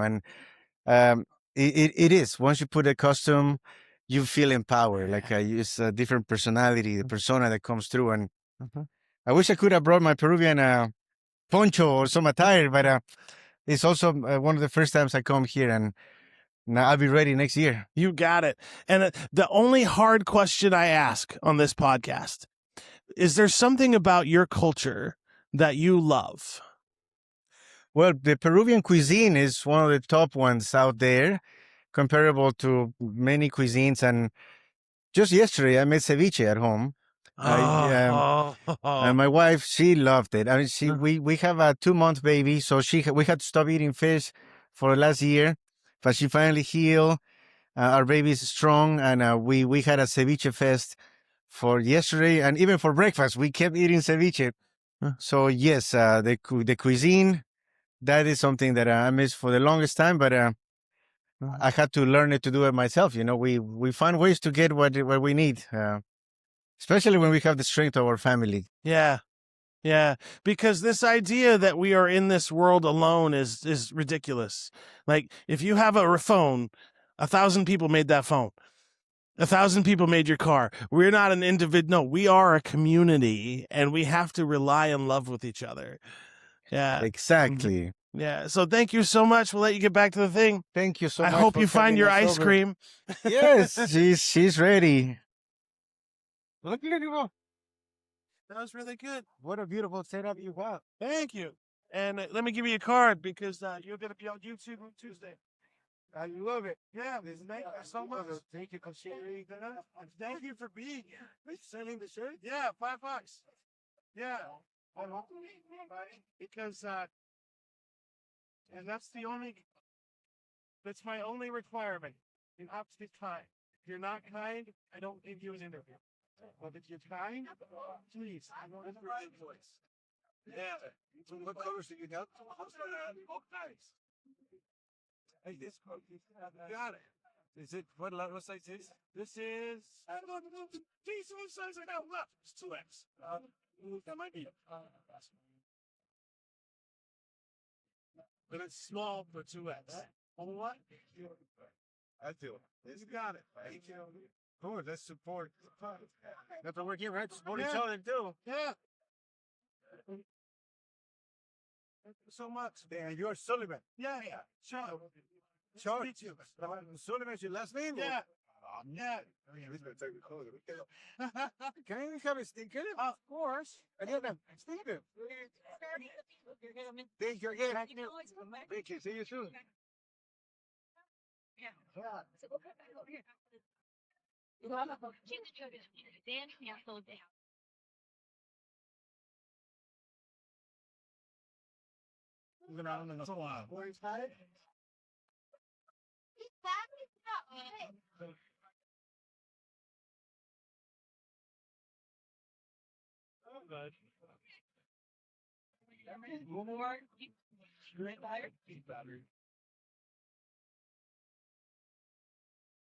Well, have a seat, Julie. Yeah, by all means. So we have Julie and Millie. Thank you so much for joining me today. We're here at World Beat just talking about like why it's important to have events like this. What brings you to World Beat? Well, we have always enjoyed coming and seeing the art and performances and eating the food from different cultural groups. And how important is it to you see spaces like this where it's all about acceptance and love and celebration of culture? Oh, it's super important. I feel like it's really I love community events. I love anything where people come together and just celebrate and have that kind of unity, because so often we're divided. So I like to see things that make people come together and celebrate. I think it's super important too as our world is more diverse, our community of Salem is more diverse now than it was, 30 years ago. I'm a Salemite. I'm from Salem, but it's so much more diverse now than it was when I was in high school. And it's such a beautiful city. It is. In how just it's turned into this multicultural pot of people. And like so I live in a predominantly Hispanic neighborhood, and I love it because every weekend there's a community party, there's people playing in the streets, and it's like if you don't know anything about that culture, don't say anything negative about that culture, because like we're human first. And what I found, especially since I've been doing this, we are way more similar across the board than we are different. So how important is it for you to sort of bring that message also back to your family and to your children and make sure that that's a living legacy? Because like I see your shirt and I'm like, I know exactly what you feel about it. Yeah, I think it's really important. This is my daughter, and it's really important to me. I'm also an educator. It's really important to me to celebrate different cultures and let people know that that this is a safe place and a welcoming space, and making room for everybody is important to me. And your husband is Puerto Rican, and your in-laws are all immigrants. Yes, that's true. That's yes, awesome. all of those things. So yeah, that's really important. So how often have you come to, is this like your first year at World Beat, or how many times have you been here? Yeah, we've come here a lot of times. like 4 years, 4 or 5 years, something like that. So what keeps you coming back? I don't know. It's fun. We really like to see the different performances. We just saw some Japanese dancers and some Indonesian dancers. We saw some of the Irish steppers, and we saw some of like the powwow group go by, and we really enjoy all of those things. And then the only hard question that I ask, Yeah. if you think about your own culture, Yeah. what is there something that you do to celebrate your culture at home? Well, my husband's family, his mom is Russian and Ukrainian, and so we always have had celebrations of kind of like Russian Christmas. I love So that. that's a big celebration that we do. My mom's family is Swedish, and so we we've always had some kind of like Swedish folk art and do some of those traditions. I've been learning to speak Swedish using Duolingo because I I love would that. really like to go and visit. And Mhm. That's a way that you can honor your culture. It's never too late to get started. I Yeah. love everything about that. Yeah. And I guess the last question we'll have when we get back to the event is for anybody out there watching or listening that hasn't come to World Beat yet, why should they come? there's some great food. That's a huge thing. Is there's great food that is not always available. Things like paella, or there's Ethiopian food, and you don't always see Oh, I some love of Ethiopian those. food. Seeing some of like the art, Mm. and getting some of the cultural elements. We just got some things from a Ukrainian booth that was donating their profits to medical aid in Ukraine. Yeah. So it was like a fun way, like an engaging way to get involved. Mm. When sometimes you see about things going on and you don't know how to get involved. Mhm. And it's a space like, I'll end with this, folks. This is a safe space. It doesn't matter what culture you belong to, what religion you belong to. If you come here, you will be welcomed here. Yeah. Thank you so much. Thank you. Elijah Donovan, thank you very much for being here. Of course. What brings you to World Beat? Well, I just saw this flyer, right? I was at work. I was at the fire station, and we were just getting coffee, and I saw a flyer. I'm like, man, I'm Polynesian. I used to go to this stuff at home. I'm from California, Sacramento. And my mom used to take me all the time, and just the atmosphere, and I just wanted to come and see how it was. So I love that. How about yourself? Yeah, some similar. Yeah. I'm from Vallejo, so the Bay, one of the most diverse cities in the country, and like I grew up going to stuff like this when I was a kid, and I just think like great culture, great food. It's nice outside, so just So- enjoying that. So why is it important that we have celebrations like this day and age? well, it's about the community, right? So each community is different. Each community has their own diverse set of people, and I think it's important to be able to relate to each community and all their different cultures, right? Even in my line of work, right, the people I serve and the people that I, see every day-to-day basis, being able to relate to the cultures and how people operate in different sorts of ways and customs, it's important to get to know that. So these events allows people to get together and merge and, join cultures and learn about each other more and more. So I think this is crucial. I think, like you said, just helping each other, getting a deeper understanding of like who we are and what we've been through to better understand how we can relate to each other and help each other out. I feel like it's a lot going on in the world right now, and just opportunities like this to get together and break bread and be positive and uplift each other is important, because you may have gotten here a different way than I got here. But ultimately we're chasing the same thing. We both want to be successful. So just any opportunity we get to learn a little intricacies about each other, I think it's super important and personal to like give you a window of my heritage and where I'm from. So, And one thing that I have come across in my lifetime, and I don't know if you have the same experience, but we have way more in common as human beings than we ever do differences based on culture or any other parameter, really. Absolutely. Yeah. And so when we have spaces like this where you can just come and be yourself and just say, hey, it doesn't matter who you are, we welcome you here. Yeah. It's a beautiful thing. Yeah. So I'm curious, because like you're talking about your line of work and how you Right. sort of go around, like how important is it to like see your culture outside of your own community? Oh, it's huge. I mean, there's a small population of Polynesians out here. I'm naturally from a place where there is quite a bit of few, but just being able to see my culture out here and being able to relate and being able to relate to a lot of walks of life, right?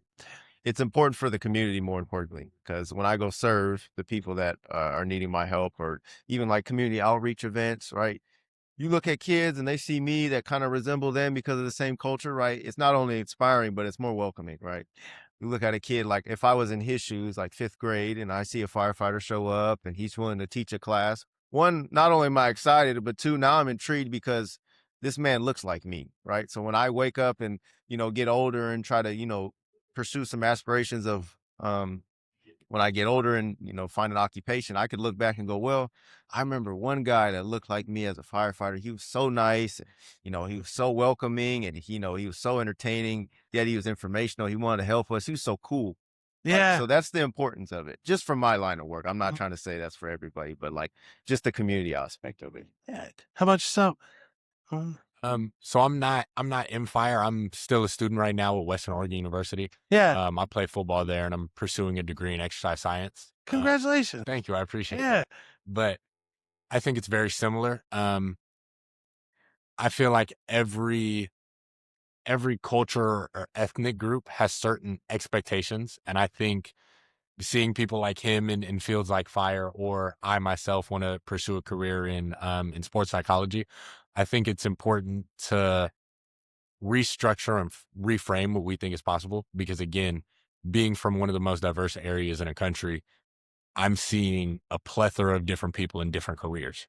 And I think it's important for the youth to know, and just to remind each other, no one career has a certain archetype or a certain look to it.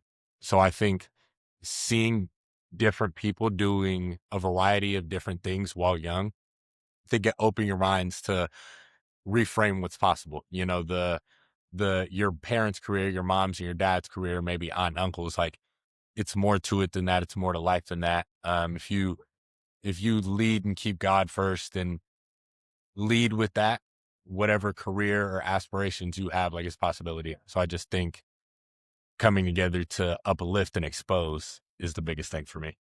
And I really appreciate that you have that perspective, right? As somebody who's autistic, it's hard sometimes to see people with autism in certain spaces, right? We're not usually looked at as leadership roles. We're not usually looked at as like this or this. We're sort of put in this box because we have this one disability. And sometimes when you see somebody that has your culture in that management space, you're finally like, oh, I can do that. Like, that shifts your whole perspective on life, because up until that moment, you're like, I don't see anybody like me here. Like, am I really going to feel welcome? Yeah. And from the flip side, though, how important is it that you have that sort of sense of welcome whenever you enter a new space? I think it's highly important, especially when you're entering something new, like you said, right? Unfamiliar space, you're going into a new career path or even a new event. Not seeing anybody to resemble with is kind of like nerve-wracking, right? I don't see anybody like me here. So do I belong?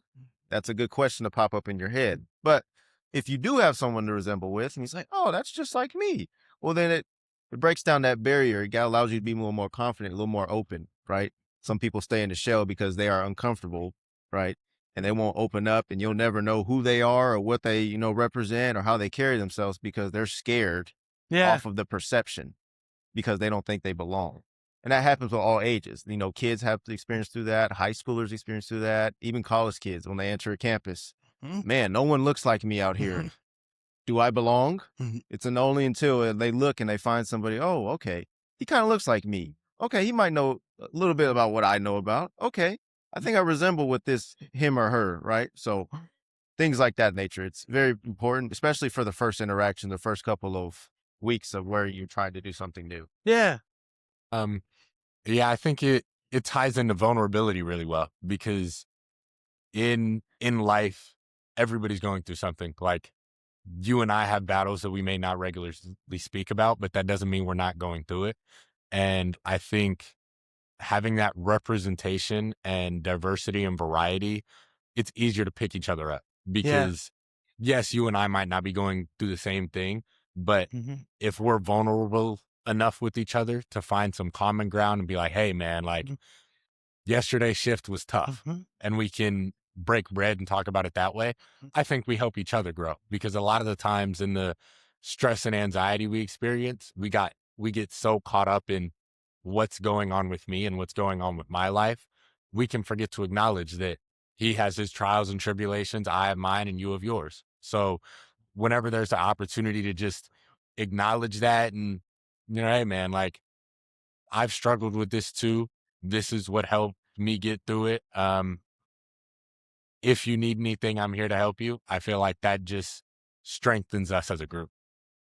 And from your perspective, like if you flip that around, right? You're coming into a new space. How important is it that the other culture extends a hand and welcomes you to that space? I think it's huge. Well, just to give myself a little backstory, right? When I came out of high school, I was blessed enough to receive a couple full scholarships for football. And one of the places that I committed to was Montana, right? The population there's not a lot of people that look like me, right? It's a very dense white population. So entering that atmosphere, there was a lot of uncertainty, like, do I belong here, right? There's not a lot of people that I can resemble with off rip. There's a lot of discovering. I had to really dig deep and find some new people, because a lot of people I didn't see myself in, right? But right from the bat, like initially, they were extending in hand, because when I played football, it's a team atmosphere. They're going to want to know everybody and where they're from, walks of life, how they, carry themselves. So I was fortunate enough to get that lending hand, right? Yeah. But let's say it didn't happen and I didn't have that, helping hand to get me into the atmosphere, I think I would have struggled.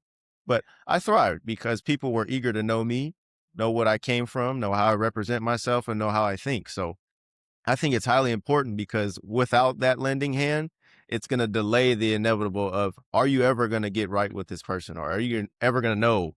You're ever going to get close?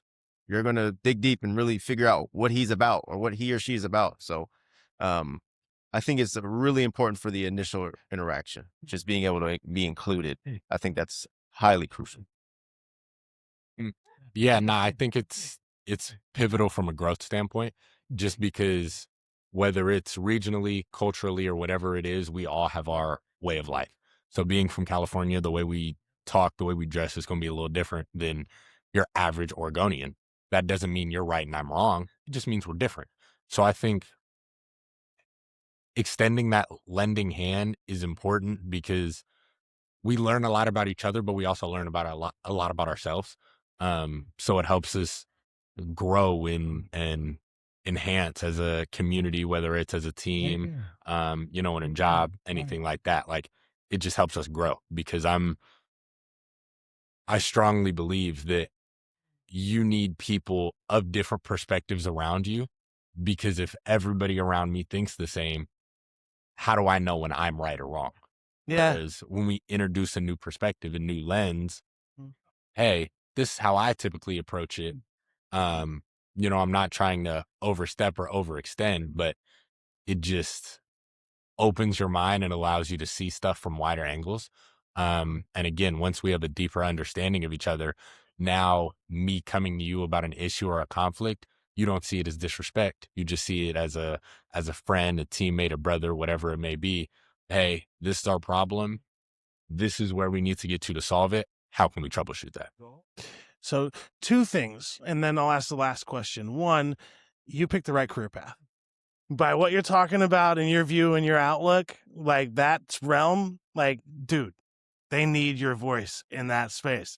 And 2, people, and I'm sorry I've said this like 50 million times, but not even identical twins have the same life experience. Right. So check your judgment at the door, because you have no idea what somebody has been through before they sit down in front of you. And so if you come with curiosity and just kind of learn about that person, the amount of growth and the amount of wisdom and the amount of energy just is different. And then the last question is the only kind of hard question I ask in this podcast. If there was one thing about your culture that you would want people to know or love, what would that be? I mean, this festival is kind of displaying it itself. I think it's just family oriented, right? We are very tight knit, and we're not afraid to bring in new faces to be a part of the family. We're very inclusive, and that's what I love about my culture, right? So I think we're experts at lending that hand to people that want to belong, right? So holding this festival, even me being in a sporting environment, right?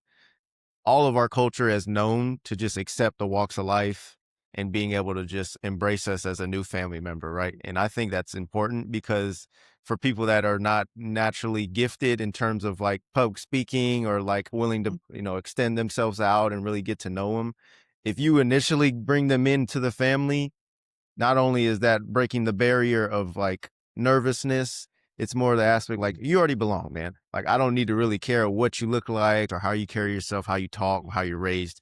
You're already part of my family, right? And that just it's heartwarming, and that's what I love about my culture. I could walk anywhere, like I said, I'm from California, but when I go to Oregon and I see another Polynesian or someone of the Pacific Island descent, it's automatic family. I just say, "What's going on, man? How you doing? What's up, Woos? How you doing, brother?" So like everything's all one unit, even though I've never met that man in my life. So that's the culture that like what I embrace about my culture. I love it. It's the big family atmosphere. I'm big family oriented. So even when I'm out of home, out of people that I've spent my whole majority of life with, a random stranger will embrace me like he's known me his whole life or since kindergarten. So, that's what I enjoy about my culture. Yeah, I think for me, the African American culture is super similar. But I'd say we're really collectivistic. We all acknowledge that there's a common goal, there's a dream we're trying to chase, and it's how can I help you get there? So very similarly, just walking the grounds of this festival or me walking around on campus, if I see somebody, of the same or similar descent and giving them a little head nod, hey, how you doing? Good, good. Just to acknowledge that this may be an unconventional space for us, but I see you. I'm proud of you and just salute to you and what we're doing. And then in addition to that, like there's no one look or feel to it. We come in a variety of different shades, skin tones, ethnicities. And I think that's beautiful. Thank you, gentlemen. I really appreciate it. I hope you enjoy the rest of World Beat. Thanks for Have a seat. Can I get your names? Abby. Abby? And Jaden. What brings you to World Beat today? Just wanted to be at an event where I can see all the cultures together and kind of where everyone gets along, but still is comfortable representing and being proud of where they come from, but also accepting everyone else's at the same time. How about you? The same thing. I haven't gone with her. I went once before, and I wanted to share that with her because I really like just the whole community coming together, everyone wanting to share part of their culture. It's really special. And how important is it for you to have spaces like this to begin with? Well, especially just having my best friend being from Africa and being like living with their family for a time and just watching, just prejudice in people around them and how they would look at just me being lighter skinned being with them. And I would be like, no, she is my best friend. That's why I'm proud to represent stuff from her culture because that they are my family. And having a space where people can feel safe enough to do the same is really important, especially just everything going on right now in the world. And I come from a urban planning perspective. I'm going to Portland State for community urban studies and planning. And so for me, it's really exciting to see just like these, we call them third spaces, like just somewhere other people can go that's other than like a restaurant or a business and just enjoy their time. And not only that, but it gets to, everyone gets a little bit of exposure to everyone else. And I think it's just really beautiful. Yeah, because at the end of the day, if you don't know anything about a culture, how can you judge a culture? Absolutely. And so talk about your experience here at the World Beat since you've been here. So you've been here a while and kind of what is some of your favorite highlights so far? I think honestly watching the performances of even just the Pacific Islanders doing because it's something that can be misunderstood because it's just so unique and exotic and beautiful and free. And it's all about freedom, but also respecting nature and everything around you. And I think watching everybody just stop what they're doing and slowly just circle around and congregate, no matter who you are, you're just all watching and appreciating this moment together. And it's so rare nowadays. I think it's probably been my favorite part. How about yourself? It was that moment when the music started playing, everyone looked around and wait, there's people dancing. Let's stop and watch. It's one of those rare instances where you can just come and be present and just soak it all in. But the part about I love it is because as somebody with as somebody's on the autism spectrum, it's hard sometimes to find spaces where you're just accepted.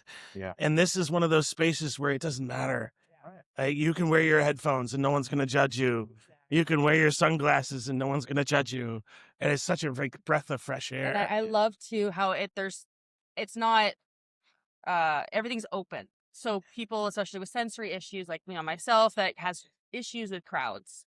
Mhm. Yeah, you can go in the tents. Yeah, you can go in some crowded areas, but there's I even saw a sensory tent. There's everyone. They put so much effort into making sure that everyone has a place to enjoy this space. And I appreciate that you say that because I didn't really notice that until you just said that, and how much they put space between the booths so that you're not running over people. Like at Yeah, Yeah. that's fascinating. I'm going to mention that to I them. really appreciated that. I was Yeah. like, this is nice. Because they really did have the opportunity to have something like this at the fairgrounds, but they chose Riverfront Park for a reason. And I think they also want to show off our beautiful riverfront. Yeah. Mhm. Well, and it's also a place where, you have the space. Okay. Truth be told, I don't really like the fairgrounds.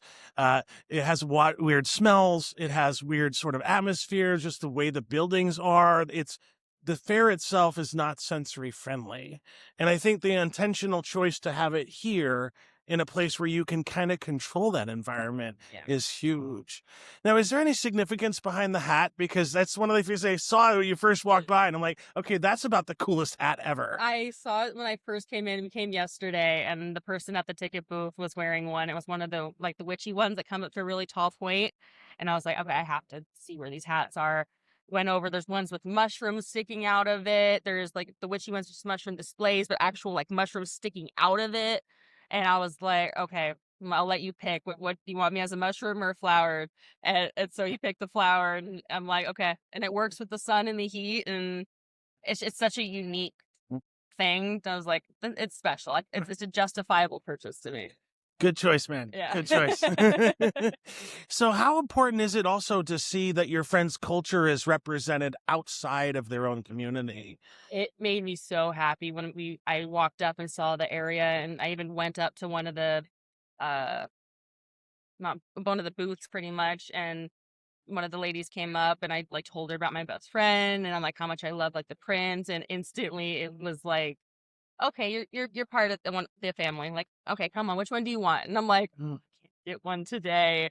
But just seeing that have its own area where, especially it being, just African or dark skin, anything, people are very easy to let opinions, sway their viewpoint on stuff. Yeah. Especially when it comes to just cultures they don't fully understand and stuff like that.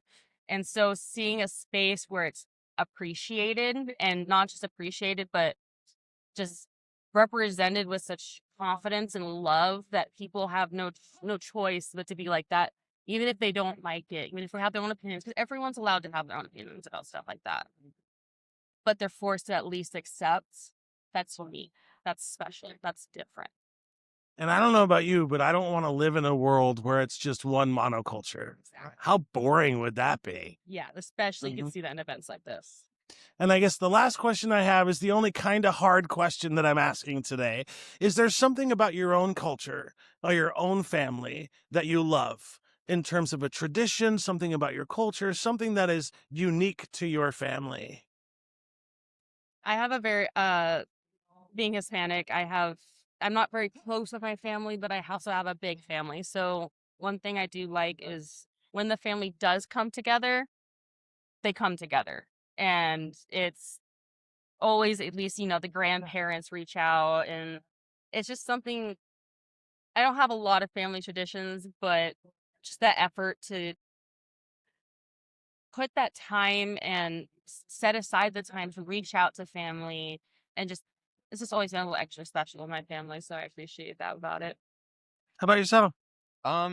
I guess the only thing I really can pull from is my mom is not religiously Jewish, but she's retained some cultural aspects, especially from her grandfather. And that really brought a strong sense of justice raising her kids. Just caring for people who don't have a word out, or like just being that voice for someone who doesn't have that. And it really carries on into my personality today. Well, I can't thank you both for being here. I'm really glad that you're enjoying the World Beat. Thank you for sitting down with us, and enjoy the rest of the day. It will be on YouTube on Tuesday. Yeah. What brings you to World Beat? What brings me to World Beat? Bring that a little closer to you. Oh, there you go. Perfect. What brings me to World Beat is that I came here today with my mom because she wanted me to go to see the festivals stuff and learn about different cultures. And what have you learned so far? That their food is awesome. That's the best place to start, right? Yeah.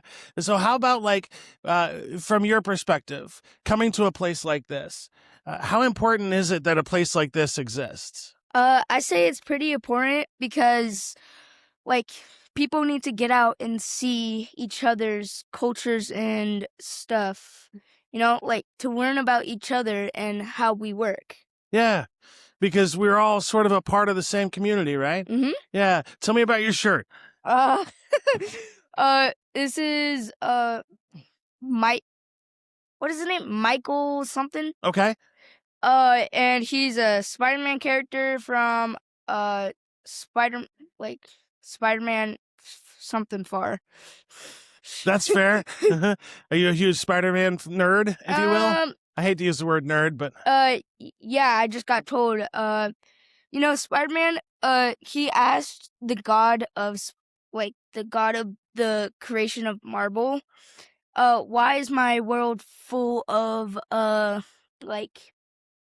hurt and destruction, something like that? And he said for entertainment. Entertainment. Yeah. That's powerful in a way. Mm-hmm. Yeah. So what is it about this place that you like so far? I like how the good music and how I could see a bunch of people's cultures. And have you been had a chance to pay attention to the dances? Yeah, I saw some, I think, Japanese dances. It was really colorful and nice. And always in unison, right? So they were all dancing together? Mm-hmm. Yeah. So is there something your family does in terms of a tradition that you like? Yeah. We usually go to the beach for every 4th of July. That's awesome. Do you camp at the beach, or do you go in a hotel, or? We go in our beach house that my awesome. sister owns. That's cool. Mm-hmm. And do you do fireworks the whole 9 yards? Yeah, kind of. We go to Seaside. I love Seaside. Mm-hmm. Have you been to the aquarium there? Yeah, many times. Mm-hmm. And I see you got paint on your hands. Yeah. Mm-hmm. Is that the henna booth? Yeah. $10. Yeah? $10 for this. And how long is this supposed to last? Till you wash it off. Okay. So is this your first year here? No. We live in Salem, but on the outskirts. Okay. So how many years have you come here? This is my first year coming here, but I don't know about my mom. Mm-hmm. And so, hey, Mom, you want to join us? Yeah, of course. Uh-huh. Yeah, my mom's just out here taking a picture. So when you come to a place like this, how important it is that people just accept you for who you are? It's pretty important to have people accept you for who you are, because that's a thing that people should do. Yeah. In our culture and stuff. And then as you're here and you're talking to people and you're meeting people, have there been any surprises? Yeah, this, I think Korean guy was talking about marble. Yeah, and that's where I actually learned the thing about Spider-Man. How cool is that? So you come to a show, you come to an event like this wearing a Spider-Man shirt, and some stranger comes up to you and educates you about Spider-Man. Oh, it was actually at a stand. But still, like, that's really cool. Yeah. Yeah. So, like, how important is it to see everybody sort of coming around here and smiling and having a good time?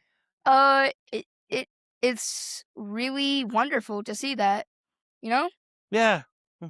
And so, if you were to tell other kids out there about why they should come here to the World Beat, what would you tell them? I would tell them it's a really good festivity for learning about different cultures and having a fun time with others. Awesome. Well, thank you very much for sitting down with me today. We'll let you get back to the World Yeah. Beat. And welcome back to Sullivan's Unheard Voices. I'm here with Mary. Mary, thank you so much for being here today. So I love what your organization is doing. And the reason I love that is because when I was working in Roseburg, one of my good friends had a student from another country live with her for almost 7 months. And just how much it opened not only her eyes, but my eyes to different cultures. And what a way to sort of increase your knowledge base while also helping somebody have an experience of their lifetime. How did you get involved in your organization? Well, first of all, thank you for having me on the podcast. Thank you for being here and sharing all of our shared voices here Yeah. at the World Beat Festival. Yeah, I'm Mary Louise Vanata, and I'm representing the American Councils for International Education. And my job here is to help place some really wonderful students from around the world in homes in the Willamette Valley area, including some in Portland. So I'm super happy to be here at the World Beat Festival. It's great. I got involved because I was part of it's called WISELY, the Young Southeast Asian Leadership Initiative, where the American Councils sent the best of adult fellows who are fellowship to come and work in my business, Vanata Public Relations, for 6 weeks. And they studied language, culture, business, and they had a grant project that they needed to complete. And so we applied to American Councils for a grant, and I got one of the grants and was able to travel to Manokwari, West Papua, Indonesia, for 2 weeks to do a public relations and tourism project there. So that's kind of a long story of how I got involved. And then I was like, I'm so into this, the American Councils, what can I do?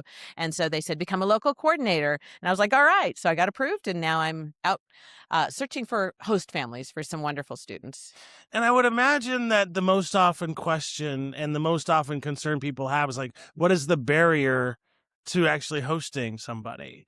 Well, it always sounds so much more overwhelming than it really is. I've talked to dozens and dozens of families here, and they're like, "Oh yeah, greatest experience in my life. My kids love it. I visited these children, as they've grown up. I've gone to their weddings," and so it's fairly simple. If you want to be a host family, and everyone says, "Oh no, I could never do it. I'm so busy," I think what they'll find is it actually is just part of the family, and it brings so much richness to the family. You have to have a place for a student to sleep. They can share a room with a same-sex child within their age range. They need a place to study, a kitchen table or a desk, and they need to go to school. And so those are the basics. They come with some money for their own activities if they join the lacrosse team. Oh, and they need to be involved in a sport or club. Oh, that's awesome. Yeah. And That's come with a their huge own component. money to, do their outside family activities and insurance and all the things that they need. And I appreciate that sports component, right? Because that pretty much guarantees that they have a space, because sports is kind of like that collectivist culture. And when you're coming to a brand new culture and you have a tendency to be isolated, getting enrolled in sports is a pathway to connection that I think is very unique that I wouldn't have even thought about. Yeah. And if you've ever, in high school, there was always an exchange student probably in your high school. Yeah. And everybody loved being around them because they just brought so much. They're cooking for you. They're learning the language. They're bringing a new perspective. And what we hope at American Councils for International Education is these kids go home, and no matter what they've heard about the United States, they can share a true experience about, the loving family, the fun school, the great environment, and bring people together and that is how you build a world that's more loving. You don't listen to the news and believe every single thing you hear. It's a person-to-person experience. And I really appreciate that you're saying that, bring that perspective, right? Because it kind of works both ways. Like, people in other countries see a worldview of the United States while we see a worldview through our news of other countries. What the reality is we have far more in common than we do separate. And if we have actually take some time to get to know other cultures, you'll recognize that we're people. Yeah, absolutely. And we're just trying, all of us, to get our best possible lives for ourselves and our families. Yeah. Would you like to hear a little bit about some of the students that we're Yeah, trying to please. place? I'd love to share that with you. So these students are waiting for families. We're trying to get them placed before fall. And unfortunately, if we can't get them placed, they cannot come. So they have worked really hard to get here. Oh.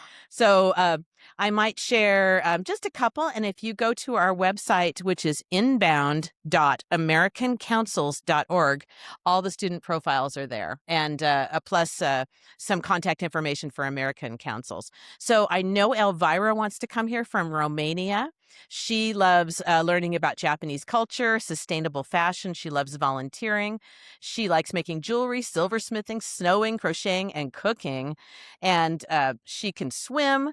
She speaks Romanian and English and is just super excited about coming here and learning about, and she describes herself as a firework shooting out of all directions, exploring my possibilities.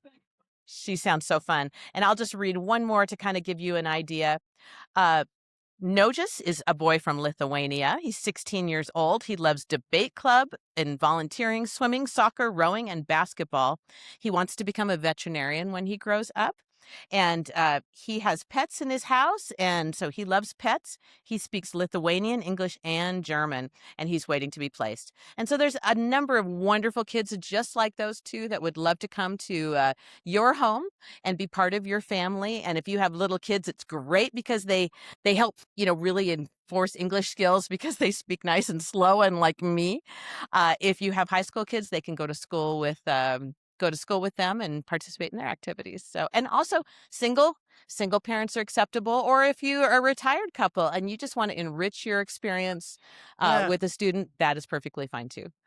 And I guess the next couple of questions are about the World Beat. Sure. So what brought your organization here to World Beat? Well, what could be a better place than to see people who are really excited about different cultures of the world, to be walking by and be exploring, how can I do more? How can I connect more? The organization is wonderful. And I'm also a dragon boater. So I love that. Spent all day yesterday racing with angry unicorns and feral unicorns. And we both came first place in our division at the end of the day. So okay, I'm going to throw this out there. Yeah. Okay.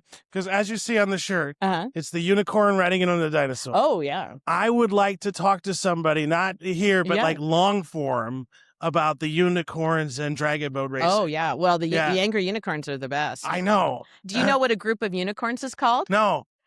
It's called a blessing of unicorns. Everyone's like, a herd? No, it's a blessing of unicorns. And then the last question I have is the only somewhat hard question I ask people. If there's something about your culture that you would like people to know that you love. Oh my gosh. So I had my background check, done with a DNA search, and I am mostly Finnish and Swedish. And my mom spoke Finn and my grandma spoke Finn. And there's just something super wonderful about Finnish culture. They have a lot of vowels in every word. So if you've ever looked at any of those things, and there's something really beautiful about drinking coffee and having one of the braided Finnish rolls with your relatives. And it's such a beautiful thing. And I love my culture so very much. But it doesn't stop me from, I love learning about all kinds of other cultures 100%. too. So yeah. And remind people of the website one more time. Sure. So as this is Mary Louise Van Natta with American Councils, you can reach me at hostastudentoregon@gmail.com or inbound.americancouncils.org. Thank you so much. Thank you so much. I'm happy to be here. Yeah. So I'm here with Trevor. Trevor, what brings you to World Beat today? Yeah, so we moved to Salem about 2 years ago, and we've been every summer that we've seen it going on. That's awesome. Yeah. What was the first? So when you came here the first time, was it because you saw a flyer? You saw the tents? Yeah, so my wife grew up here, and it's been an event that's been going on for a while. And she said that we had to check it out. And we came here, and it's so awesome seeing all the different cultures. And why do you think it's important that we have these spaces where we celebrate such a broad range of cultures to begin with? Yeah, it shows how similar all of us are. And isn't it interesting that the more you talk to people from different cultures, you realize just how much similar we all are. Absolutely, yeah. Yeah. And so what has been your favorite thing on the event so far? Yeah, so watching the indigenous dance from the first Americans was really special. And one of the things that I appreciate about those dances in particular, it's interesting because you'll see them before they put on their regalia, if you will, and they walk differently. Yeah. As soon as it's on, there's a Yeah. sense of pride. There's Yeah. a sense of like energy. Absolutely. From that sort of, just even the wardrobe. Yeah, I know. Yeah, it's amazing.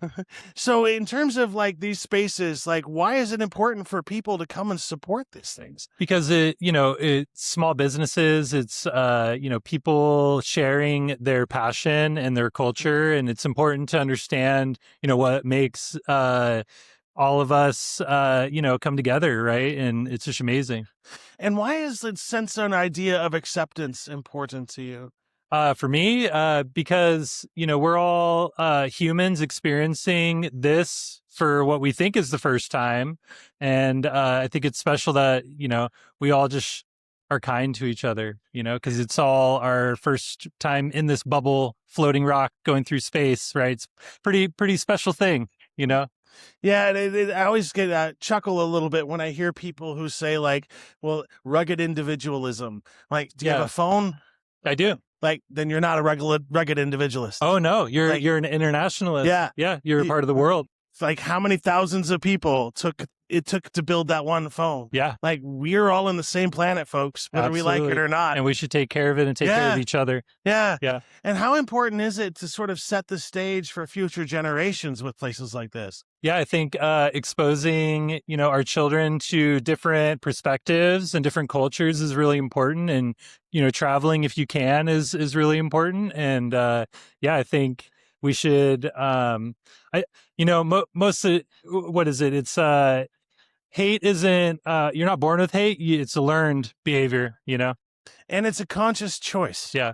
Like you have to choose to hate somebody. Absolutely. And it's usually based on perceptions that are completely wrong. Couldn't agree more. Yeah. And like, I'm sorry, I know I said it a million times, but not even identical twins have the same life experience. So like, how can you judge somebody when you have no idea what they've been through before they sat down right Yeah. there? Always lead with kindness. Yeah. And a lot of doors will open for you if you do that. I have found that to be true too, right? When you lead with kindness, the universe brings kindness back to It you. really does. Yeah. Yeah. And sometimes in strangest places, like where you least expect it. Yeah, it really does. And so like, the last question I have, and it's the only real kind of hard question that I've been asking. Yeah. If there is something about your culture that you love, Yeah. that you wanted to share, what would that be? Oh man. Well, I think being born and raised in America and on the West Coast, I think West Coast culture is a little more laid back and kind compared to other places in America. And so I think something to share is, come out here and see the beauty of nature. That's something that we love to share out here in the Northwest specifically. And do you have any like family traditions that you cherish? Yeah, one of them is every year my grandmother would make snowball cookies. They're Mexican wedding cookies. And so after she's passed, we continue that tradition. And it's really That's special. beautiful. Yeah. And you're talking about the snowballs. That's where they're like the powdered sugar. Powdered sugar, my yeah. God. And pecans, yeah. Oh, that's beautiful. Yeah, it's a wonderful cookie. Well, Trevor, thank you very much Thank for you for sitting down having this me. perfect. Yeah. Yeah. Enjoy the world beat. Have a great day. Yeah, thank you. Appreciate it, man.